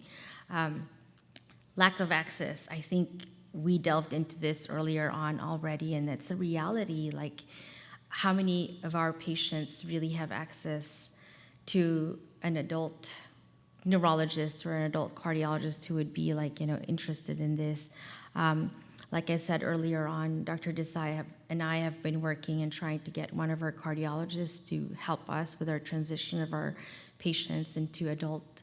And the struggle is that, number one, again, we have to have people who are interested and dedicated in caring for, for our patients, and it's the same.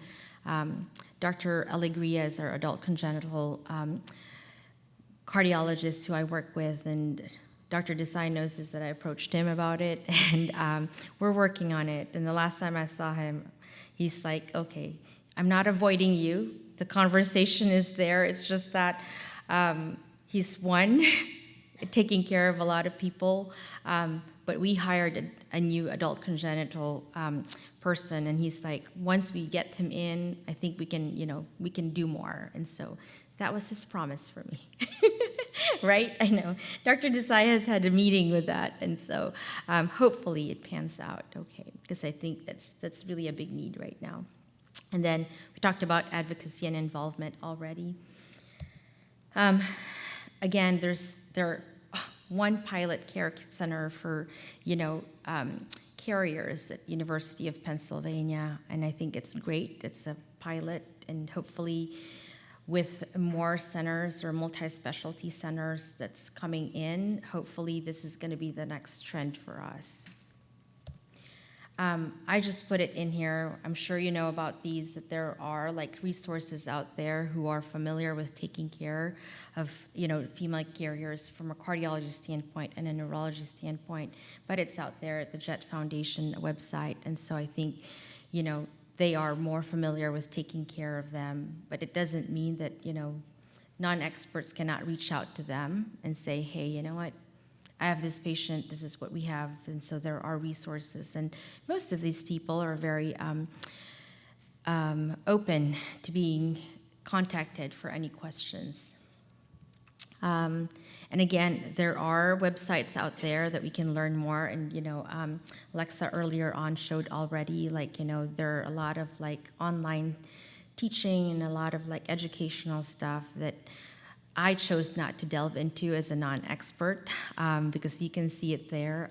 They've had more experience than me, but my goal for this talk and choosing this is really just sort of like a reminder. It's like, hey, you know what? Let's pay attention to the other people who are affected by this. And again, our hope is health for all, and thank you for sharing this photo again. I asked Alexa for those 2 photos. It's health for all. It's not just our children who are affected with Duchenne, but it's health for the caregivers, for the siblings, and it's a family journey. So I think it's very important, and let's not forget about that. I put it in here because, again, we have to be optimistic. There's a lot of changes. I talked about this earlier on and how our congenital heart patients, from before the blue babies dying because we didn't know what to do, and from now living through adulthood and going through the same stuff that we thought we could never offer to them. And it's so exciting for me to be part or a newbie into this field and seeing all the changes with gene therapy and advances in therapy, and hopefully, over time, and then let's not wait for the 1982 to 2015. And hopefully we will have more changes that we can actually, make a difference. And so just like in Duchenne nowadays, we're seeing a lot of older individuals who are, affected by it and living, the best life. And so that's my hope too. And so this is a reminder for me to be always hopeful, always to be positive, that, somewhere along every day is an opportunity for us to be more hopeful and for more advances, and so that we can have many more people that we can help, okay? And advance Happy Mother's Day. And these are my reasons. These are my children, and I feel very strongly about this. And thank you. Questions? So I have a few things that I want to say and add. I will speak for myself and for Trina, who is in that picture. Advocating for cardiac MRIs in pediatrics, I think, is a really special and important thing. Her daughter started showing symptoms at the age of 5 and had fibrosis before the age of 15. So I really appreciate you advocating for that. In terms of standards of care, I do believe, don't quote me, but I'm 75% sure that PPMD is looking into standard of care for females. So hopefully we will see something come out in the next few years on that. And then the pilot study or the pilot clinic, I know that they are also looking at expanding those clinics as well. So hopefully we'll have some more information in the next few years as well. So that's just my additions, but does anybody have any questions? I don't have a question, but I will say, one of those females with dystrophinopathy, I've never gotten I know, I struggle too, so with a D, how about that? I know. dystrophinopathy, yeah. Yeah. That's the only struggle with that word. It's a long word. F with D, okay? But yeah, I always like to encourage, and I know Trina does for as a carrier, if you find out you're a carrier, to get tested, because you wouldn't look at me and think that I have heart issues that I do have. And that, but the care has been very helpful to make sure that my heart stays in reasonable shape. So I always try to encourage people to, even if you feel good, Yes. go find out if you're a carrier, because you wouldn't have predicted that I have these heart issues. Yeah. And that's why I think that study that, advocating for cardiac MRI at 30 years of age, should be done because, again, almost 50% would have scars already by that time. And so I think that's very important information. So any other questions? I guess since we're talking a lot, as a family, Yeah. we have a daughter who's 15 now, and our concern would be, when does she get tested? Do we decide or does she decide? Yeah. She's also a keen runner. She's been doing really well with cross country. Initially, she's doing track this year, and she's coming in first place, and she's getting personal records. So to me, it seems like she's very strong, but there's that whole range of how you might be affected. And I think maybe in her mind, she's thinking, does she hold herself back sometimes from finishing that race strong? Or, should she be tested or not? We don't have a lot of discussion with her because we want her just to be a happy teenager, and she's doing great. But at some point, I think she should go. So it's a family decision or it's a personal decision. And you don't make personal decisions to that level always when you're a kid. So maybe a little bit later, but the earlier you know, the earlier you can get suitable treatment and ongoing care. Well, and I think what Trina has said too is it's like, I think what Trina has said too, though, is, when your son is 4, 5, 6, you're making decisions for them. So it would be the same, especially at those ages, for a female as well. So I think there's concerns around, at least in the space, and I think why maybe some people don't encourage it, or not as many people encourage it before the age of 18, is reproductive issues. But also, to Trina's point, if they had not tested her and known that she was a carrier and having these issues so early on, it could have been possibly fatal in the long term before she was even able to get to the age where 18, where she's able to test herself. So like you said, it is absolutely a family decision, because I think that there's a lot that goes into it. Just like there's a lot to get tested as yourself, there's a lot that goes into a Duchenne diagnosis. You also have females who actually have a Duchenne diagnosis in terms of both X's are affected. So like you have those things too. So I think there's just a lot of complication. I mean, Duchenne is complicated in general. Add in all of the other stuff to it, but I think you're absolutely right. It's definitely a family decision, for sure. Maria. And I think that's why I would advocate, like, even if you're not thinking of getting tested, do genetic counseling. Like, I think that's a really good first step before you even get tested, because I think they play a very big part of making that decision, whether you want it or not. I mean, I would start with genetic counseling, even if you're not thinking of having tested, just, more education and what to expect. Back in the days, we would just do testing. It doesn't matter, before I'm like, why?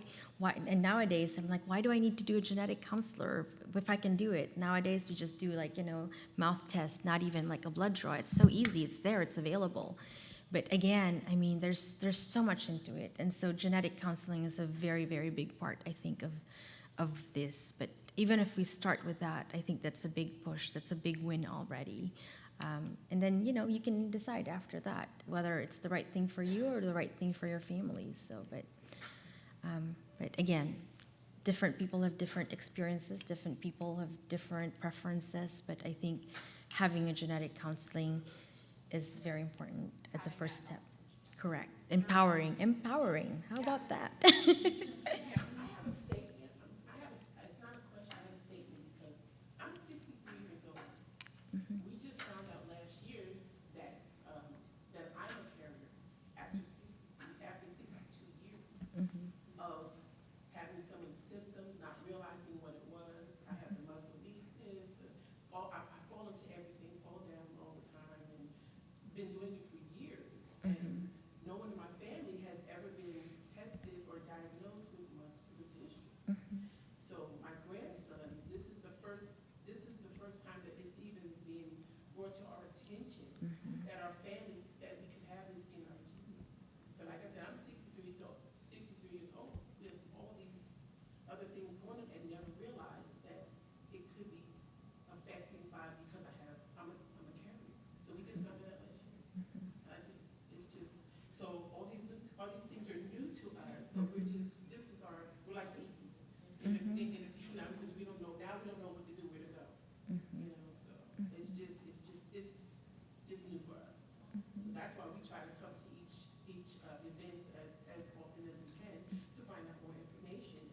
said, all these things that I was experiencing, I didn't even know. My family didn't even know to even be tested for. Yeah. For me to add to that, it's my mom. I found that I was a carrier once I found out my son had it.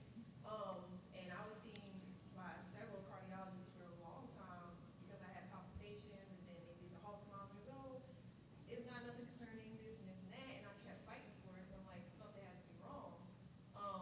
All those years of they pushing me to the side, saying I was too young to have any experiences, my heart, whatever. And then I found that I was a carrier. Right before that, I had a MRI, cardiac MRI, and found out I had scarring on my heart. So then I found out my son had Duchenne. So I'm just like, okay, now read me, and I'm like, okay, so this and that. So I would have never known, and I would just kept getting pushed down the line because they didn't think, they think I'm healthy. My family had some heart stuff. I wasn't showing no symptoms, so it's like it's frustrating, but then also it's just like I'm learning more to also tell myself like, hey, keep following up with you because you have this, you do have scarring. I have another MRI coming up that I'm not happy about, but I have to do it again to make sure to see if I have any more, but I would have never known and never put those pieces together to even think that I had this. So I was walking around for years with scarring. Yeah, they thought they had cerebral palsy around it. Yeah. And again, I think going back, the education and awareness is not just for the families, it's for everybody in the medical field, everybody. I mean, and I think I would encourage everyone, who are more like, as families affected by this, like, you see, because us as physicians, we learn stuff from our patients. And so if you just bring it up and say, hey, you know what, there's actually this, like, Dr. Desai was saying about one of the neurologists reaching out to him and to her because one of the patients actually said, hey, there's this medicine that's out there. What is this? So I think it goes both ways. It's not just, awareness and education for families, but importantly for us who care for them. And so I think that's very important. And so I'm actually learning a lot with this journey. It's a journey for me to be involved with Duchenne muscular dystrophy too, and I cannot be more thankful for being asked to be a part of this. And again, thank you, Dr. Chada and Dr. Desai, for adopting me. I learn every day when I'm in clinic, and so and I'm very happy. But from a cardiac standpoint in our center, I have two partners who are heart failure transplant physicians, Dr. Wallace and now Dr. Dial joined us. And actually, Dr. Wallace asked me when Dr. Dial joined, it's like, so you have the option. Do you want to stay with the muscular dystrophy clinic or you can actually go? And I said, you know what? Actually, I really enjoy it. I like it. I'm learning a whole lot. I'm using my brain every day. I'm in clinic and I'm like learning a whole new stuff. And so I said, can I stay a little bit? And so here I am. I'm still here. So so the three of us, share that clinic. And so it's been a really eye-opening and beautiful journey for me so far. So and it's a privilege. I have a concern or a question. I am not a career, and I already tested my oldest daughter. But I think there's lack of information about the possibility of our daughters, when you are not a career, to get genetic testing. It's like always, if you are a career, test your daughters. But if you are not a career, that's it. And it's not, because they're still like their germline, whatever. I never. Oh, mosaicism? Yeah. Mosaicism, yeah. And I don't know if the same thing. I have a 12 years old daughter that she hasn't been tested. And I don't know if she's not manifesting or what I can see until now, but I don't know if I need to test her. For my oldest daughter, we test her in Argentina, and there was no concern about the age or anything. But here in the United States, I have been said that I need to wait until she decides if she wants to get tested. And again, But yeah, That's a good point, though. it's a good Here, point. I'll Yeah. even say it into the microphone. I think that's a good point, because there is, germline mosaicism, and it could be in the eggs. So I do think that's a good point, is even if the mom is not a carrier, to also test the daughter, because you don't know unless you test, because you can't test the eggs, if I'm correct. Yeah. So And again, there's also like data out there. What kind of genetic testing do you do? And it's not just like a slam dunk, okay, this is it. And maybe Dr. Desai has some input with that, like, as they become older, you've seen some manifest like really, there's data that they manifest, older, again, up until 47, the last study, and fabulous 62-year-old grandma here. well, thank you, Dr. B. Thank you.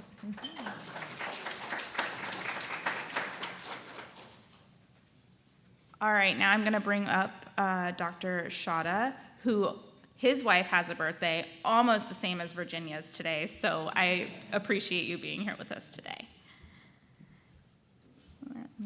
Where did my thing go?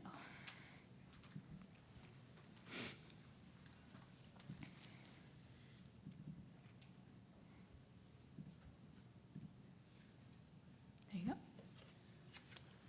Great, thank you very much. My two main disclosures. Number one, it's my wife's birthday, so I apologize for running in and out, but to the point of taking care of women in our lives today, this weekend is her weekend. The second disclosure is that I have a really hard time in May getting gifts for my wife because it's her birthday, it's Mother's Day, and then it's our anniversary. So if you have any good ideas, let me know. Well, okay, that's an idea. I'm a pediatric lung doctor, and so my compensation is slightly lower than the adult counterparts. I'm also not a cardiologist, so anyway. No, I am supremely honored to be here and talk with you guys. Very important to the work that we do in the clinic, but also to what we do at Levine Children's Hospital.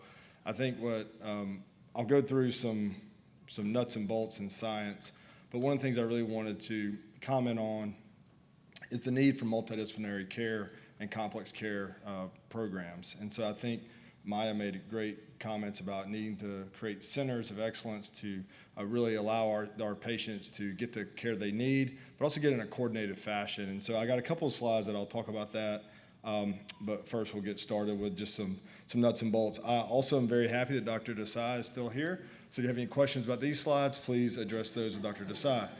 I simply put them in here to make me feel smart. And I actually had to give credit to some colleagues that helped share their slides with me. So Dr. Andrew Sokolow from Vanderbilt, someone I trained with, shared some of his slides, and Dr. Rose Magala, one of our sleep docs, shared some of her slides. So I'll definitely give credit to those individuals. You're taller than us. Oh, okay. I am not very good behind a podium. I'm used to walking around more, so I am not the best behind a podium, but I'll do my very best to be here. You're doing great. Okay, awesome, thank you. All right, so long story short, DMD is obviously a common inherited myopathy. It has a huge genetic sequence, and so there can be very extensive mutations within that sequence that lead to the symptoms that we have. X-linked recessive, obviously, 2/3 maternally inherited, going back to that kind of 70-30 comment that was made previously, and then obviously the impact on the carriers that has already been discussed. So what I want to talk about here is really, how does dystrophin cause issues with the muscle, right? And so what I'll be talking about a lot is respiratory muscle and some dynamics there, but essentially in the muscles, it acts as a anchor for force transfer, right? And so when you lose that anchoring system and you get muscle breakdown, then you get deposition of scarring into the muscles. You get progressive weakness over time. So that's what we're trying to target, is that progressive weakness, and we'll discuss that in greater detail in a second. So this is really hard to see, and I apologize for that. I don't have glasses, but I probably could use some. But essentially, the sad thing is I have contacts in. Now I need glasses as I get older. Overall, at birth you don't really see a lot, and progressively you start seeing delayed milestones. You start seeing some muscle weakness, delay in walking, those types of things that start to give us those early symptoms in males predominantly, right? Start wanting to think about what else could be involved, and so we kind of go through Up to about 4 or 5 years of age, you might start having more of the clumsiness, the waddling gait, the toe walking. This Gower sign is basically crawling to get up, right? Instead of using your core muscles to get up, you kind of use accessory muscles to get in a standing position. This is one of the classic pictures that we use to show that. And you can see that in clinic in the younger kids, right? The great thing about kids is kids compensate. They want to do what they want. They want to run and play and do all those things. And so kids find a way to compensate. And so you can see that over time for sure. When you come to our clinic, the smarter docs like Dr. Desai, they know all the different tests to run, looking at the inflammation of the muscles. And then again, the really important part of the genetic counseling. And that's why it takes a multidisciplinary team. You do not want me to order these labs. And probably even more so, you don't want me to interpret these labs.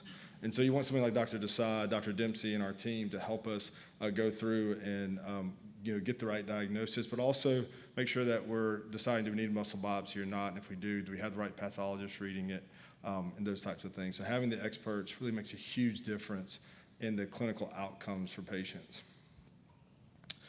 So these are things that you guys know better than me, but I want to just comment on the progressive nature. And I think that's why we need a longitudinal clinic that takes you through childhood and then into adulthood to kind of meet you where you are. Each patient is going to follow this spectrum a little bit differently. And so when we see you guys in clinic, what we really want to do is assess where you are, where the challenges are at this moment, and then where do we need to offer assistance, right? That's our hope, is to offer assistance to give the best quality of care. So these next 2 slides are the important ones that I want to spend some time on. So we talk about, the history of medicine. Historically in medicine, what we did is we worked in our silo, right? The pulmonologists all hung out, and we had our pulmonary clinic. And then we thought we did a really good job, and we referred you to the cardiology clinic, and we referred you to the neurology clinic, right? And we thought we were doing this great job. We thought we were amazing doctors delivering amazing care. What we realized is that we were putting families into this map, right? We were creating this world that the family had to navigate on their own.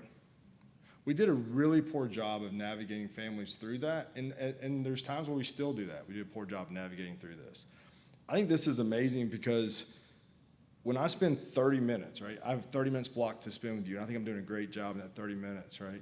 I cannot even begin to touch all the challenges that you guys are facing as families dealing with a complex disease like this, right? But what we need to do is we need to create centers that support you, work with foundations that support you, and as a team, wrap around the family to deliver the care that you guys deserve.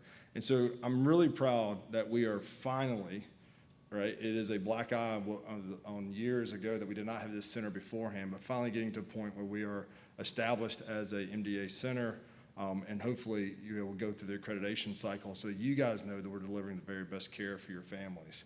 And that's something we're all very dedicated to. So it's way beyond time to break down the silos, to work as a multidisciplinary team to support you with your multidisciplinary needs, right? And a lot of these things are not even medical, right? It's just real world things. One of the things that I think is, as a parent now, this area right here, this concept of school, right? Education, right? And how can doctors advocate at a system level to improve the quality of education and support for education for our kids? It's a huge issue and a huge struggle. Another area that I think that you guys probably know, outpatient therapies, it's a nightmare right now. Right? Outpatient therapies are a nightmare. There's a huge need for increase in funding for therapies. And then, I could spend an entire talk on home health. I don't see where that is on this slide. But yeah, it's on this slide somewhere. But the absence of home health, in-home nursing support, these things, right? Delivering care where you want to be, at home, right? Respite care for the caregivers, right? These are all things that we as a system, as we get bigger, one of the advantages of Atrium is that, we can have a little bit of a bigger voice in advocacy. And so we have to do that. And so one of the other programs that we're actively a part of is advocating for home nursing and a home nursing workshop in North Carolina. One of the things that we actually were able to get accomplished, which is a little bit sad but beneficial is that, there's not enough nurses to provide in-home service. So if you cannot get your hours covered, you can apply to get reimbursed as the mother or the father, or the caregiver for the care that you're providing for your patient or your child, because you can't work if you're providing care. So you need the resources financially that you should be getting. So these are some small wins, but I just want to use this slide to say we know that you guys are navigating a very complex system. We welcome feedback on how we can do it better, and hopefully you're seeing some improvement right now in what we're doing. All right, off my soapbox. So let's talk about the therapies, right? So what we can do.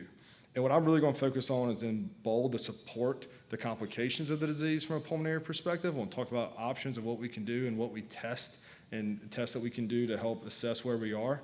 But we know that steroids, gene therapy is an exciting new world that we're working very feverishly to get up and running at Atrium. But really what we want to do is test for and impact these complications that occur with disease progression. So this is an important slide from a lung perspective. We're going to talk about pulmonary challenges. We use something called FVC, which is forced vital capacity. It basically tells me how strong your lungs are, and it is a percent predicted compared against otherwise healthy, same size children, right? So same age, same height, same weight. They all do the maneuver. We compare the percent that you have from what is predicted. And so what we find is that it tracks pretty well with a couple other milestone changes. And so if you have a change in ambulation as you get older, you may start seeing a decline in your lung testing associated with symptomatic declines such as cough impairment, some difficulty getting restful sleep, and some other things like that. And so as we're testing it, we're having certain points where the standard of care would say, okay, if you hit this point, you definitely need to have additional testing for these areas, and we'll go through some of that in a moment. This is a really complex slide, and I apologize for the complexity of some of these slides, but really, it's just the reality of what it is, right? It's just the way you guys are navigating this all the time. But we know that you have normal breathing, right? And then you begin to start having some weakness in your breathing cycle, and that can lead to things like swallow dysfunction, cough dysfunction. And so if that starts to happen, if you start having this ineffective, I don't know if there's a laser pointer or if you guys can see, but kind of in the middle, this is why I never stay behind podiums. I like to point at things. But if you have an ineffective cough, then, okay, we need to act on that, right? Because that can manifest as prolonged respiratory illnesses, can lead to pneumonias and things like that, so we need to act on that. And so we'll talk about some of the things that we do. If, like I said, recurrent pneumonias, if you have a particularly lower FVC, that tells us that you're at an increased risk for sleep disordered breathing. And so we need to do a sleep study to look for that. And thankfully, we have a great pediatric sleep program now as well. And then if we prove that, yes, you do have some sleep issues, we need to support you so you can get restful sleep, so you can be as strong and as rested as you can be during the day so you can go to school, participate, and do the things you want to do. All right, so we have some guidelines that we can follow, and we should follow those, right? A bunch of smart people get in a room and say this is what we should do, so let's do it. Make sure we're doing it. Let's hold ourselves accountable to that. So let's start first with pulmonary function testing and polysomnograms or sleep studies. So what is pulmonary function testing, right? So why do we lock you in this box? So I used to tell kids, I was like, we're going to put you in a phone booth. But kids have no idea what a phone booth is, right? And so now I got to figure out what the new thing is. So we put you in a phone booth, which you can look that up later on Google, okay? A what? Doctor Who reference, maybe. Maybe. I'll try that. Yeah, I got to figure out something. And so we put you in this chamber, right? And the reason why we put you in the chamber is we want to control all the air in the chamber, right? If I put you in this room and did a test, then there's variability, right? And so if I put you in a chamber and I shut the box, then I control all the air moving, and all that air moving is your lung, right? And so the complete lung function, which is lung volumes that we do on occasion with our patients, is in the locked box. So every time I use this slide, people will say, why is that guy locked in a box? So I feel like I had to explain that. But basically what we're trying to do is that in this slide here, it shows what's called a flow volume loop. So basically what you do, you take a big deep breath, and you'll hear it if you go in there with the respiratory therapist. Big deep breath in, blast it out, right? They yell at the kids to kind of scare the air out of them, right? And so big deep breath in, you blast it out, and you keep blowing, you keep blowing, you keep blowing, you keep blowing, deep breath in, right? So it makes this big peak, you're blasting it out, you keep blowing, you keep blowing, you keep blowing, and deep breath in. So that's the curve. So things like asthma and CF, you can't blast the air out. Your airway's inflamed, so you can't blast the air out. So we still look for that, right? You can have Duchenne's and have asthma, right? Asthma is a very common thing, so we look for that. But what we're really looking for is what's called restriction. So you're unable to take a big, deep breath, right? And so the whole curve there is just smaller. You can see in the grayed out area how big it should be on the far right. And then that smaller curve is just saying, okay, that's some restriction there. That means that you don't have the same muscle strength. So that's what we're looking for. And that helps us decide what the next steps are. So all of us normally have some decline in our lung function. As we get older, we're going to have some decline in our lung function. So that's based on the norms of where we are. What we want to look for is more aggressive decline in patients that have neuromuscular weakness. So that's what we're saying. So basically, we just follow that decline, and it helps us figure it out. All right, so one thing here, this is basically just saying that steroids work and they help, right? And so the use of steroids can help delay loss of FVC or lung function and prolong more effective natural cough and clearance and delay the need for other interventions. And so this is just showing that, take the medicines the doctor tells you to take. Are you taking yours? Yes. I'm going to check the pill box, buddy. All right. So that's basically how we test for pulmonary function testing. So now let's talk about sleep. One of the things that we realize when we talk about swallow, sleep, cough, these are things that we really take for granted. We think these are just basic processes that our body goes through. But realistically, all those things are stresses on our body. So when we sleep at night, we have natural changes in our body that put us at an increased risk of CO2 or oxygen abnormalities, right? If I put a pulse ox on all you guys and you sleep tonight, you're going to have variability in your oxygen levels are going to go down during different phases of sleep. So it's an important thing that we look for that. Also, we know that the respiratory muscles, and in particular the upper airway muscles, relax during sleep, right? And so your body needs to relax, so the upper airway relaxes, the tongue relaxes, the palate relaxes, and that can lead to obstruction. That's why I snore at night, because I'm very relaxed in my sleep, apparently. And so the palate relaxes, the tongue base relaxes, and I snore. My wife elbows me, I roll over, I'm less relaxed, and everything works out. So this can happen for all of us, right? This happens for everybody. I'm glad you think I'm funny, buddy. It's really helping these slides go better, I think. I love it. You and I need to hang out later. All right, so in general, sleep disorder breathing typically occurs in teens. Okay, so again, look at that prior slide that I had, progression over time. As we get a little bit older, as we get a little bit lower our FVC, as we have a little bit more challenges, we're not ambulating as well, right? Those things correlate with some sleep disorder breathing challenges, and so we try to start looking for that. All right, other things that can make it more difficult, we've got you on chronic steroids, so there's going to be some natural weight gain that's going to happen, right? Ambulation is different, right? So that increases the risk as well of obstructive physiology. Otherwise, healthy kids that have higher BMIs have an increased risk of obstructive sleep apnea, right? So those are all things that we have to look for, and it's usually obstructive in nature early on. And then with progression, it can become more hypoventilatory, meaning that we're not taking big, deep breaths that help us clear CO2 and keep our oxygen level in. So we watch that over time as well. And so then we go through to the sleep study. And so with sleep disorder breathing, there's two main things we want to look for. We want to look for REM and non-REM sleep, right? So when you're in your deeper phases of sleep, is it just part of the night that you have these obstructions or not? And so we want to make sure we intervene when we start seeing those issues. Over time, this can become not just a nighttime problem, it can be more of a daytime problem as well. So then we have conversations about what kind of support would you like to have during the day. Sometimes you just take a break in the afternoon and use your device to help kind of restore some of your respiratory function. And so we'll talk about that in a moment as well. And then if it's the right decision for you as a family, if we need to become more invasive in our sport, we can also do that and give you more 24/7 support with respirations. All right, a couple other things that I think are really important that I don't want to gloss over. So I want to talk about immunizations, and then I want to talk about other interventions we can do. I want to show you some devices, and we'll talk through the pros and cons of the devices. Immunizations are very, very important.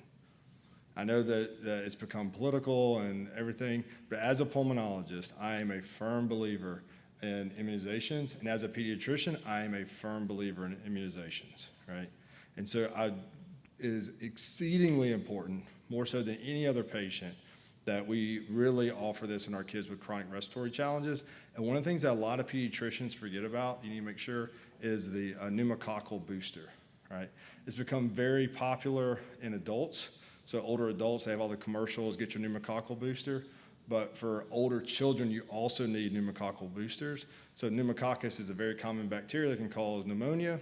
And the other cool thing about pneumococcal titers or pneumococcal boosters is that we can check the titers to see where your child is and if they need a booster sooner than others. And sometimes the booster shot actually just wakes up the immune system and tells it to fight all different types of infections. And so it is oftentimes that we check titers and we give the shot just to wake up the immune system. And so if you're experiencing recurrent respiratory illnesses, maybe something we need to check, something to think about. I won't get too political on the COVID vaccine. I think I got like the first 12 of them, and then I haven't gotten one recently. But I am a believer in the COVID vaccine. I think that hopefully we'll start getting more routine with it in the fall, because it is a routine virus. But I think my 12 that I've had thus far are okay. All right, so let's talk about cough. So cough is something that we do that we take for granted, but I think it's really important that we think about the complexity of it, right? If I want to take a cough, if I want to create a cough, right, the very first thing I have to do is take a big, deep breath, right? So I have to take a big, deep breath in. I have to close my glottis, right? I have to close the epiglottic fold that covers the airway to create pressure in the airway that then I can force out, right? So a big, large inhalation, right? Glottic closure and forced exhalation. That's pretty hard if you're not feeling great, right? If you ever had a bad infection, a bad viral infection, a bad pneumonia, right? If you feel weak, it is hard to get a good cough. And everyone's experienced that, right? So that is a very important first thing for us to talk about. Do you feel like you have a good, strong cough? The other thing that I didn't put in these slides, but it's also very important, is that if you choke on something when you're eating, you need to have a good, effective cough to clear that. And so if you're having a weaker cough, you may need a device just to help in case there's a choking event as well, right? And so we can talk about that in just a second. So again, if you have a really low strength and you're not able to create a good inspiratory force, then we need to work on augmenting cough, right? And you work on triggering it with a device. And so that device is the cough assist. And so the cough assist is recommended for anyone that has a decrease in FVC, or if they have a sensation of a decreased cough, or if they're starting to have recurrent sinopulmonary infections, that may be because they're not coughing and clearing mucus naturally. So the cough assist device is really important. It is a little bit of a torture device. It is not, have you used one before, buddy? Yeah, it's not the most comfortable thing. And the first time you do it, if you don't coordinate with it, it just blows your cheeks out, and then it sucks them in, and you're like, what did I just do to my kid? So to be honest, I call it the plunger of the airway, right? That's basically what we're doing. We're plunging the airway. I'm a pretty simple person. The airway is like plumbing, right? It's just a bunch of tubes, and it gets clogged up sometimes.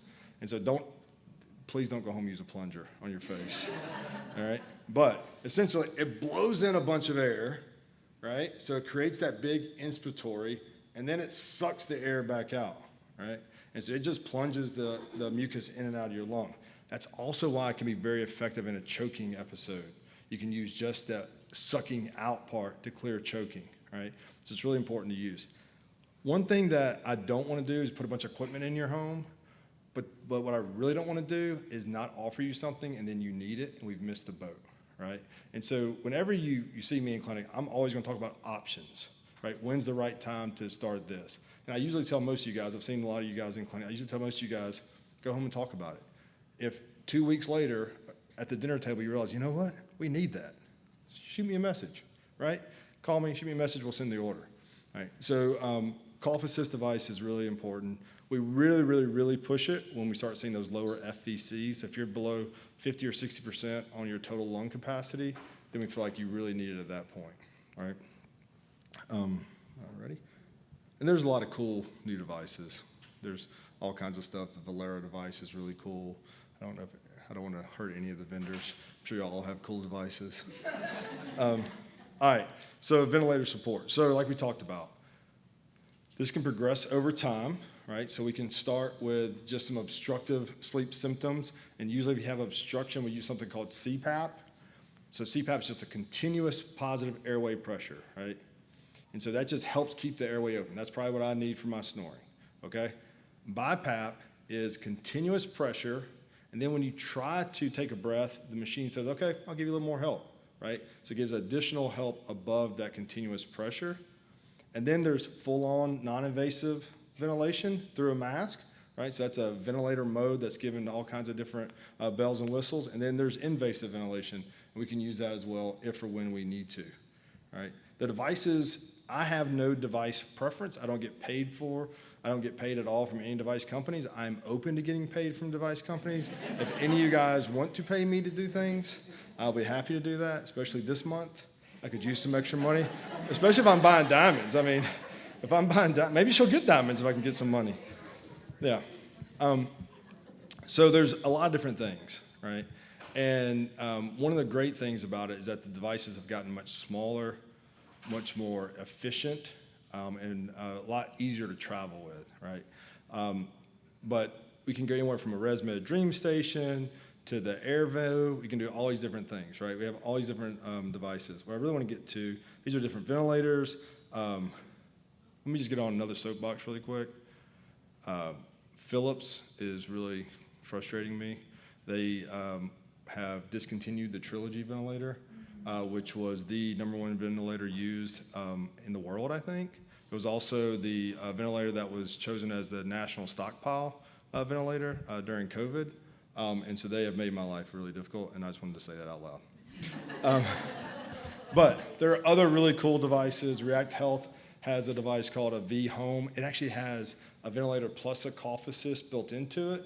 It's amazing. But if you find a ventilator that you guys like or a device you guys want to use, I'm open to ordering anything. All right, let's talk about masks. I think that's probably what you guys really want to hear about. Then we'll have some time to talk. All right, so let's just show some pictures. All right, the concept. When I'm using non-invasive ventilation, right, I have to externally push air into your body, right? I can do that in any way is comfortable for you. And so the really important thing, and this is where we really need the feedback of the family, need the feedback of the patient in particular, and also we get a lot of downloads and feedback from the devices themselves to tell you what's the most helpful. But it is exceedingly important that you guys hear from me. There are a ton of mask options, and we have no preference as long as the only one that I want to prescribe is the one that you can use and tolerate, right? And so if you currently have a mask that doesn't work, reach out to whoever wrote for it. A lot of times the DME companies will help you find new masks, but there are tons of mask options. Essentially, these are just trying to get air into your lung, right? Now, a big disadvantage, I think I have a slide about this, but a big disadvantage of this is that it's pressure constantly on your face, right? It is super uncomfortable, right? And you have to have the right amount of pressure against your face to keep it still so that the air doesn't leak out. And then when you turn and move, it leaks. So I know these are imperfect, but these are really good options when you just need it here or there, right? And you just need it during sleep, or you just need it with an illness. It's really helpful to have this. The other thing that I will tell you is that it allows your respiratory muscles to rest. That is exceedingly important. What I told most families is that it is okay to use this during the day if you're just feeling fatigued. If you're having a rough day and you're having a hard time, especially later in the day, I have a lot of kids, they get home from school, they just need to veg out for a little bit, watch a movie, play a video game, and they go on their mask for an hour or 2 hours. There's really good data looking at the strength of respiratory muscles that by using non-invasive ventilation for 2 hours, later in the day, it recharges those muscles so they can be stronger and more free from the device in those evening hours with the family. And so a lot of families have found that they get more engagement, the kid is kind of more alert in the early dinner time hours if they give them a couple hours after school. So something to think about. So all these devices are great. Here's some other options. These people all look very happy with their masks on. I think it's amazing how happy they are with these masks. I think I'd be happy with the AirFit P30 nasal pillow. That seems pretty exciting. So, but these are all different options. So advantages of nasal mask versus the full face mask. The full face mask makes me nervous if the child gets sick in the middle of the night, has a vomiting episode, makes me very nervous, right? Because there's a risk of aspiration if someone's not there to clear the mask, okay? So I like the nasal mask as a first option if you can tolerate them. The disadvantage of the nasal mask is that you can have leak from your mouth, okay? Right, so blow in, it just comes right back out. There's a lot of different things you can do to help that. You can actually use like a little chin strap to keep the chin closed. My dentist actually told me for my snoring, just put a little tape over my lips, and that actually works. So maybe you just put some tapes over your lips. It makes you kind of breathe a little bit better through your nose. But so these are really good options as long as you can tolerate the leak and as long as you can get a good seal around your nose. They have cute little kid ones. That one looks like a giraffe. I thought that was a good, neat idea. But again, some of the side effects, there can be a lot of skin breakdown. You got to hold pressure, so we use a lot of different bandages and gauzes and things like that over the bridge of the nose. Over time, if you're requiring it a lot, right? If you're requiring it all day, then it can cause some mid-face hypoplasia, or you can kind of push back the mid-face as the face is growing. And so kids that have chronic non-invasive use will have a little bit of a blunting of their nasal bridge, and a little bit of the mid-face will have some hypoplasia. And then the other thing that a lot of people don't talk about, but most of the boys think it's really funny, these masks make you gassy. Because so you have my clearance to fart it up, buddy. Clear the gas. Because I apologize for that, but because, look, you have the airway and you have the esophagus. It's like a double barrel, right? And so I'm blasting air and you're swallowing a bunch of air. And so if you've ever used a non-invasive device, you wake up in the morning and you feel bloated and gassy. And so just go sit down, have a good toot, and then go about your business. All right? One caveat to this is that if you also have a G-tube, you can actually vent the G-tube and help get some of that gas out. So if you get to those points, those are some things you can do to make you feel more comfortable, but just something to know. I think that is it. So I'm going to go back to my soapbox a little bit. You guys deserve a dedicated multidisciplinary team. When I got here 10 years ago, it was a frustration for many years that we did not have that on the pediatric side. The adult side had a team. I am very happy and honored that we have developed that on the pediatric side. It is not perfect, and it is not done, and we are still working to make it better. But I sincerely appreciate you guys trusting our team. I believe in what our team is doing, and we are always open to feedback on how we can do it better. So thank you very, very much.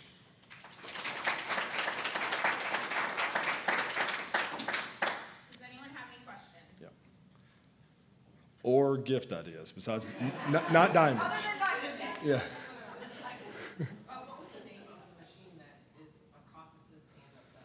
Yeah, so it's the React V Home.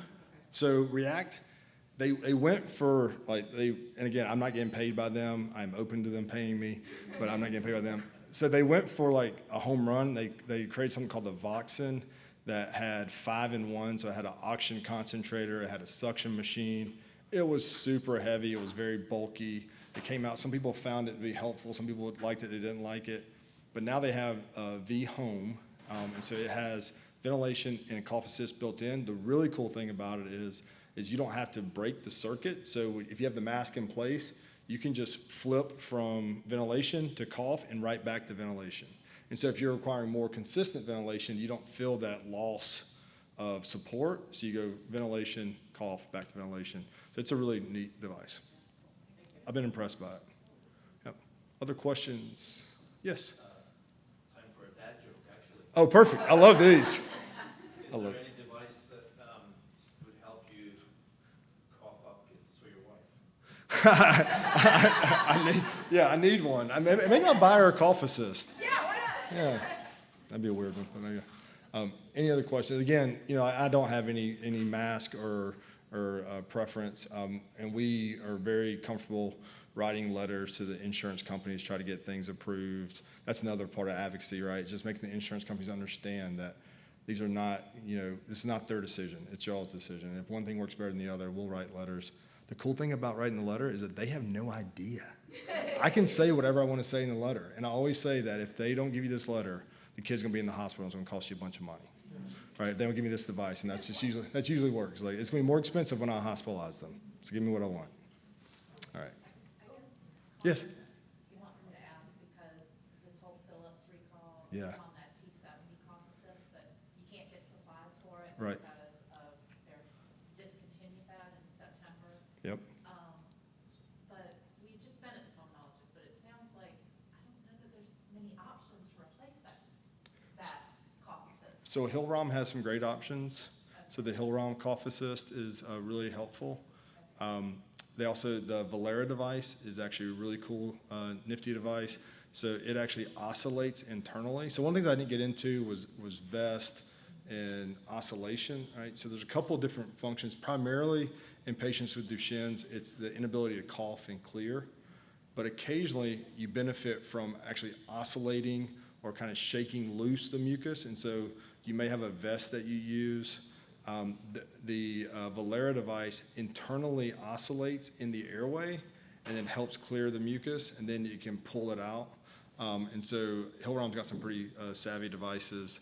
But yes, there are some other options. And that's a good Google, like just Hillrom, look at their devices. You can look and see the pros and cons. There's some really good YouTube videos on effective airway clearance that are really good. There's a really cool one, buddy, where there's a bronchoscope, a camera in the airway, and they shake mucus free, and you watch it kind of clear out of the airway. It's pretty cool. She actually has, This is the new coffee I got. There you go. I was going to bring some, but she's got your back. she's got me. She got me covered. All right, we're Yeah. gonna take a Okay, hi everyone. I've already talked about a few things today, being a carrier with Duchenne, and obviously my son Connor here has Duchenne. We're all very excited to be able to be here and to meet some people locally. I'm from South Carolina, but we've been away for a while, so we've been back about 4 years, but I haven't really connected with people locally, so it's so wonderful to be here with all of you. But I wanted to talk, when they said they had an opening for presenting, I offered, because I do work in the field of assistive technology and I'm an occupational therapist. I work for the Tech Act program, if you're familiar with that. Each state has an assistive technology resource center, and I work for the one in Alaska, which you might wonder why I work for that one when I live in South Carolina. But we used to live in Alaska, and I had the opportunity to work for them when I lived there. And then I started asking for references for jobs when I moved to South Carolina, and it was COVID, and they said, oh, well, we're doing a lot remotely, so we could use your help. And it's worked really well because the schedule's very flexible, and I'm able to help people remotely on video calls, over the phone, with their assistive technology needs. And then I also have the assistive technology professional certification with my work, but I do like to clarify because some ATPs, as they call it, work in the seating and mobility area, and that is not my specialty. My area of assistive technology are tools to help you with your daily living needs. I also help individuals if they have visual impairments or hearing impairments, speech needs, so a whole variety of areas.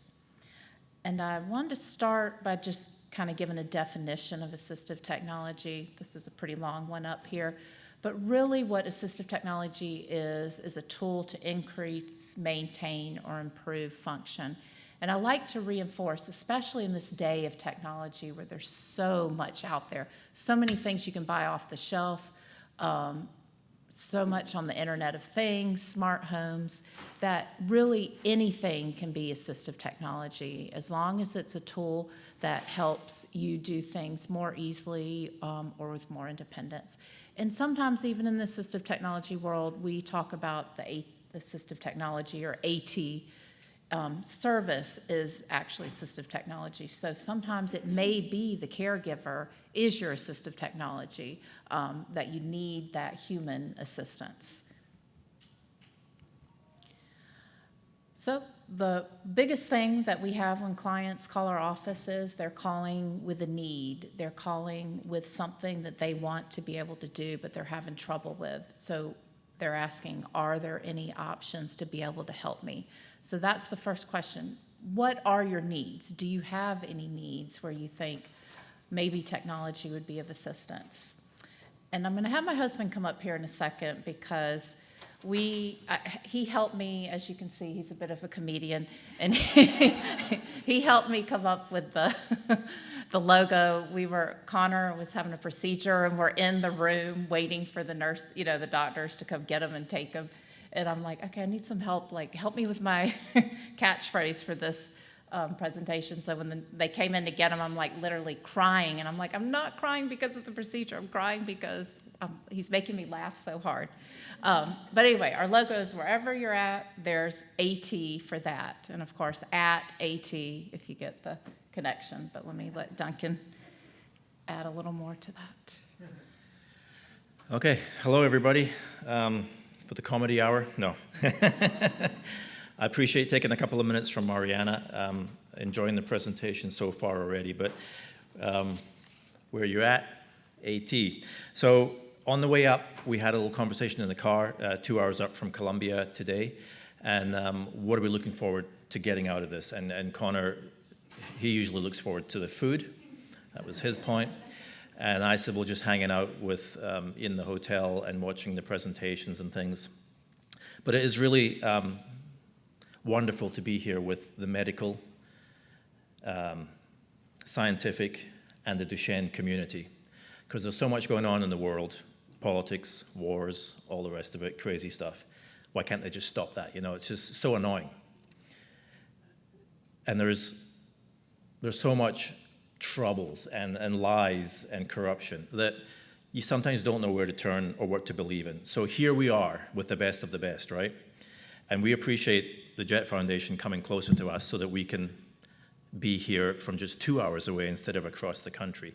But that's the great thing for me, is medical, scientific, true stuff going on, helpful stuff.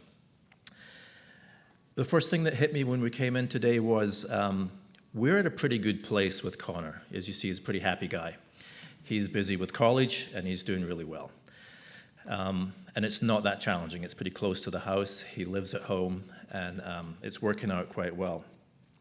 But when I started hearing about 9 and 10 and 8 and 3-year-old children with Duchenne's, it took me back just to the struggles that we've been through.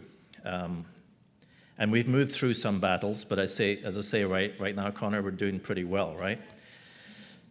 The first thing that we heard from the MDA, Connor was born in Tucson, Arizona, which used to be the headquarters of the Muscular Dystrophy Association. So we were right there. So they had a lot of support for us. And the thing I remember about those early days where we just felt devastated with the news when Connor was diagnosed at 3 years old, they were offering help for today and hope for tomorrow was one of their slogans. And that was just like 50% of the weight gone right there. They're gonna help us today, and they're gonna give us some hope for tomorrow. That's what we needed, was hope and help, two things that we needed, and they were offering it. And then people, family members, other people, workmates would say, how do you deal with that? And there was another slogan, I can't say where it was from, but it was, you don't deal with it. You live with it. You're not going to be able to deal with it. How do you deal with all these kind of things? You don't deal. You live with it. And as parents, we had fears for Connor. How does it feel like being the only guy in school, middle school, high school, with a wheelchair? Do kids laugh at you? What would I feel about going into that environment? And Connor's like, what do you mean?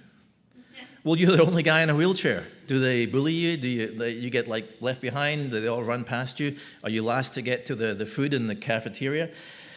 And he says, no, it's not like that, Dad. Everything's fine. So we're worried, but he's just living his best life, right? And that was a key to us, and that's really helped us getting through this. We're not dealing with it, we're living with it. You'll never get over it, but you make the best life, right, Connor? And it's a life like any other. Look at a kid in a wheelchair and you think, oh, suffering. But so many people are suffering, right? So it's a life like any other. Let's look for the positive. And we had that from Dr. Maria. It's a journey. Let's look for optimism. So these things are recurring, and it's great, as we've known about this for Connor's 19, so 19 minus 3, Connor, would be approximately 16, right? Okay.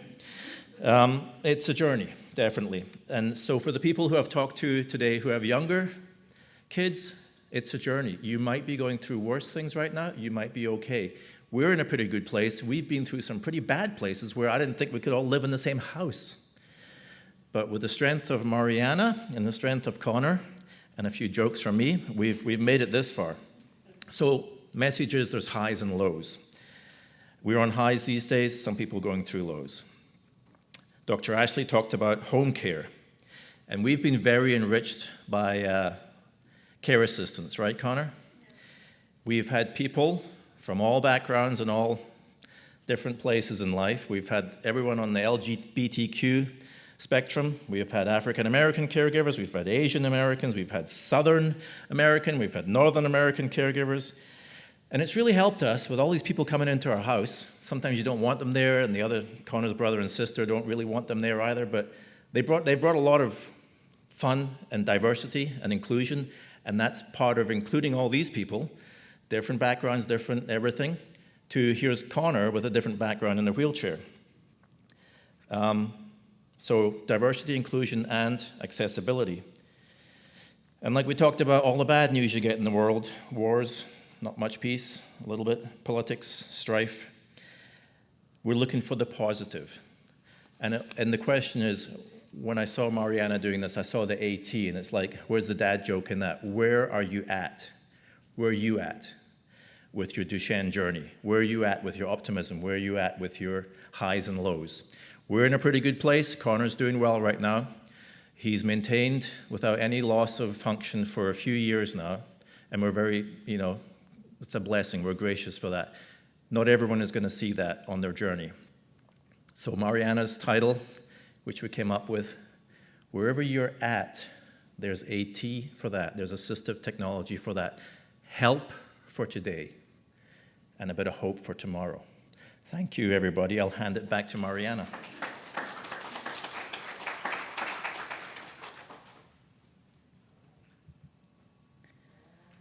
So where you're at, again, it can be emotionally where you're at. It could be physically where you're at. It can be an activity that you're at. Where you're at can be anything.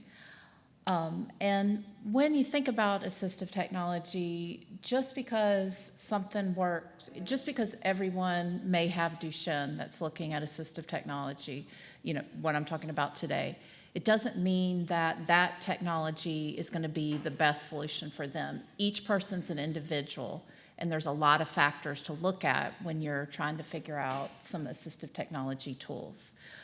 But within the Duchenne community, it's super helpful because everybody's got some great ideas. So you're able to take these ideas and put them together for what works the best for you.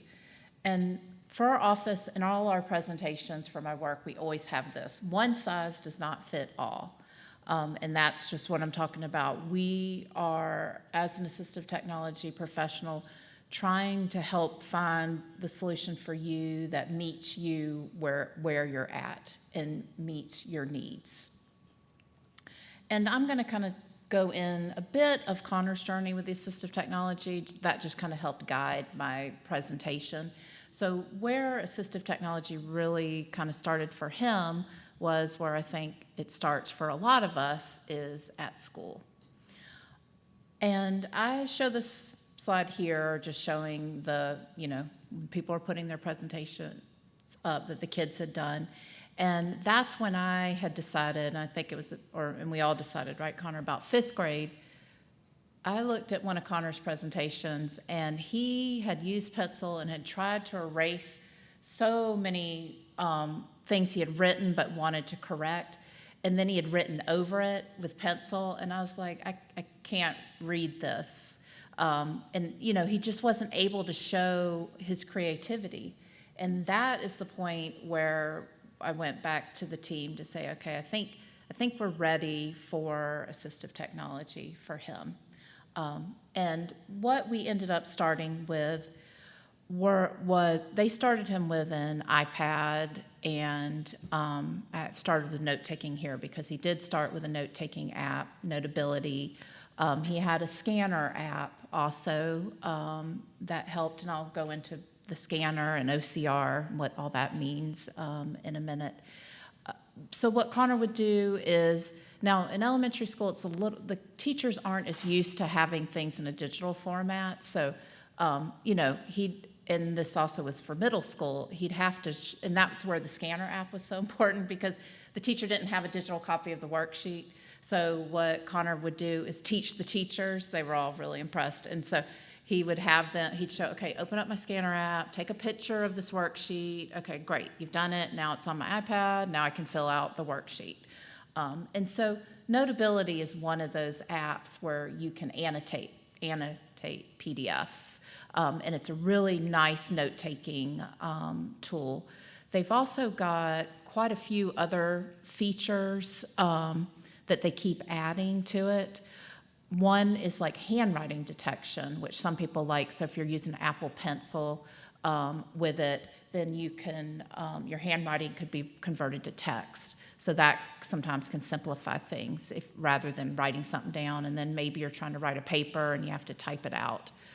You might be able to do some conversions. Now, Connor didn't necessarily use the Apple Pencil, but or any kind of stylus. Another is like the Logitech Crayon is another option. He didn't necessarily use that. He did prefer just to, I don't think he had a keyboard with the iPad, but anyway, he preferred just to type right on the keyboard that was on the iPad. And I was always really impressed watching him do the math stuff, because I was like, that's hard to type that math stuff in, but he was really good at it. Now, Otter AI is also another note-taking tool, and businesses use Otter AI too, but using AI, obviously, but there's a lot of features where you can record a presentation, like my presentation right now, and then it would convert it into text for you. So that can be a tool that just simplifies things. And a lot of times at school, you might think of assistive technology and some of these things I'm talking about as, for those kids that have a learning disability. So where writing and reading might be a little bit harder. But Connor didn't have those types of things. Really it was just looking at his fatigue level and his strength. And so, trying to create a presentation, a poster board by hand was challenging, but if he had had access to the iPad with an app or, even this Notability or just even an art app where he could, like Procreate's another art app, where he could try to create something, that would give him, a better opportunity with his technology. And even though, there's always kind of this discussion sometimes, like when should you start assistive technology? And again, I like to reiterate, okay, something came up on the screen. And, I'd like to reiterate that there's really no right or wrong time. It's really just kind of where you're at with my presentation, just figuring out what your needs are and can that assistive technology help you. And I know, and especially with thinking of people that need like there's been a lot with speech devices, like when should you start it? If you start too young, then your child might not develop natural speech that you're trying to work on. But a lot of times with the technologies, you can just look at it as they're going hand in hand with each other. The technology is not meant to take away any developmental skills. It's just meant to help supplement. So if you kind of keep that in your mind, like we're supplementing with the technology. Oh, it's got this, sorry. It wants a software update. No, it does not. Or I'll hit cancel. Okay, I got it. Again, technology. Sometimes you love it, but this brings up the point that technology is not perfect. So, like I said, it's here to support, but it's not necessarily going to be the total solution. And there can be issues with technology, so you just kind of have to kind of remember those things when you're deciding on things. And I'll get into that a little bit more later. So text-to-speech, again, this might be something that you might think that a lot of times they think of for individuals who have a learning disability because might be having a hard time reading. So the idea is with text-to-speech, it converts the text into audio format, and then not only can you physically read the text, you can listen to what's being said. And that's a big thing, and I think it's kind of a big thing in education, this idea of multimodal learning. So using multiple sensory systems to help in that learning. And with text-to-speech, also, there are features on some of the apps and software where it's also where you can see that text be highlighted as it's being read out loud. So that gives you even more of that sensory input to help with the learning. But again, I'd like to say you don't necessarily, not just individuals with learning disabilities benefit from this, all of us benefit from it.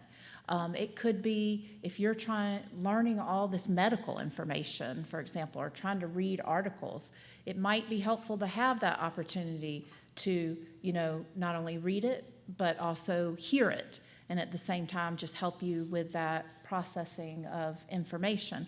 Or if you're just fatigued and you're trying to sit at a desk and you're really studying hard, trying to learn, but maybe you can't, you can only tolerate that for about an hour. Being able to then, maybe it's then you'd go to the audio format. Maybe you're not reading it anymore, you're just listening to it, reading with your ears.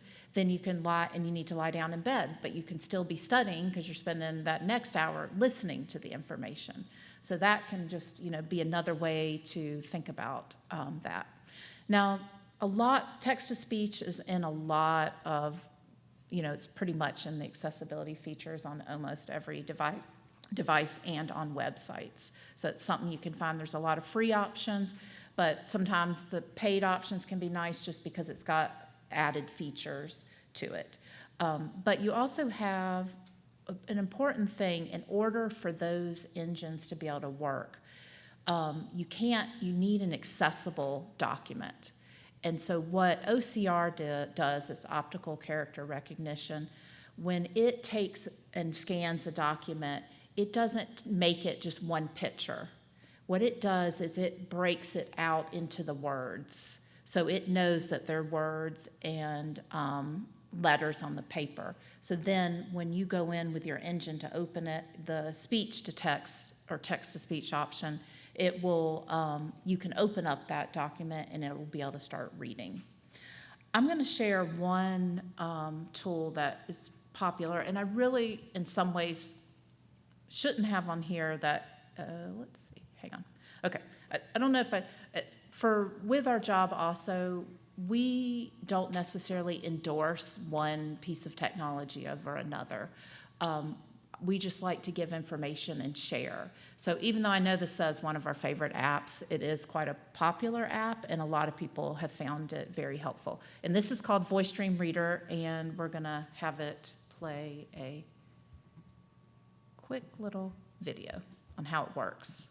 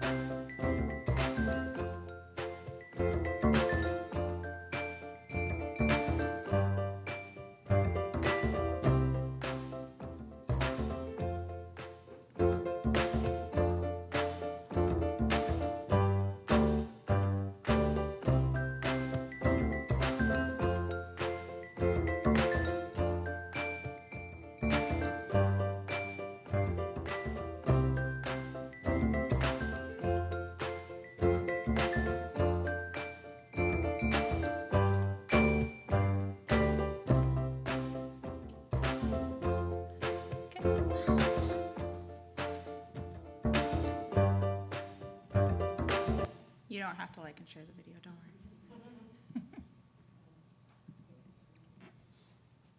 Okay. Yep. There we go. Perfect. Okay, so that just gave you an idea of how that text-to-speech can work. Another tool that I just added on here is Grammarly. And this is an option it corrects your grammar, corrects punctuation, but it also kind of gives you ideas of maybe how you might want to rephrase something. So that can be another tool, especially if you, like I know in my case is I get quite detail-oriented and I get worried, oh, am I saying the right thing? Did I do this right? And so sometimes it just helps my anxiety a little bit and to like move forward and getting something written and done, just to be like, okay, I know something's behind me, checking me, making sure everything's correct. And it gives me the option, because sometimes I'll be like, no, what you gave me as a suggestion, no, that doesn't work. So, but it gives me the option to choose. And so that's another tool. I know in school, this is probably, you're getting more into that high school, like college level, because this could be a bit of a challenge in the elementary school, the earlier, because they are wanting you to do some learning.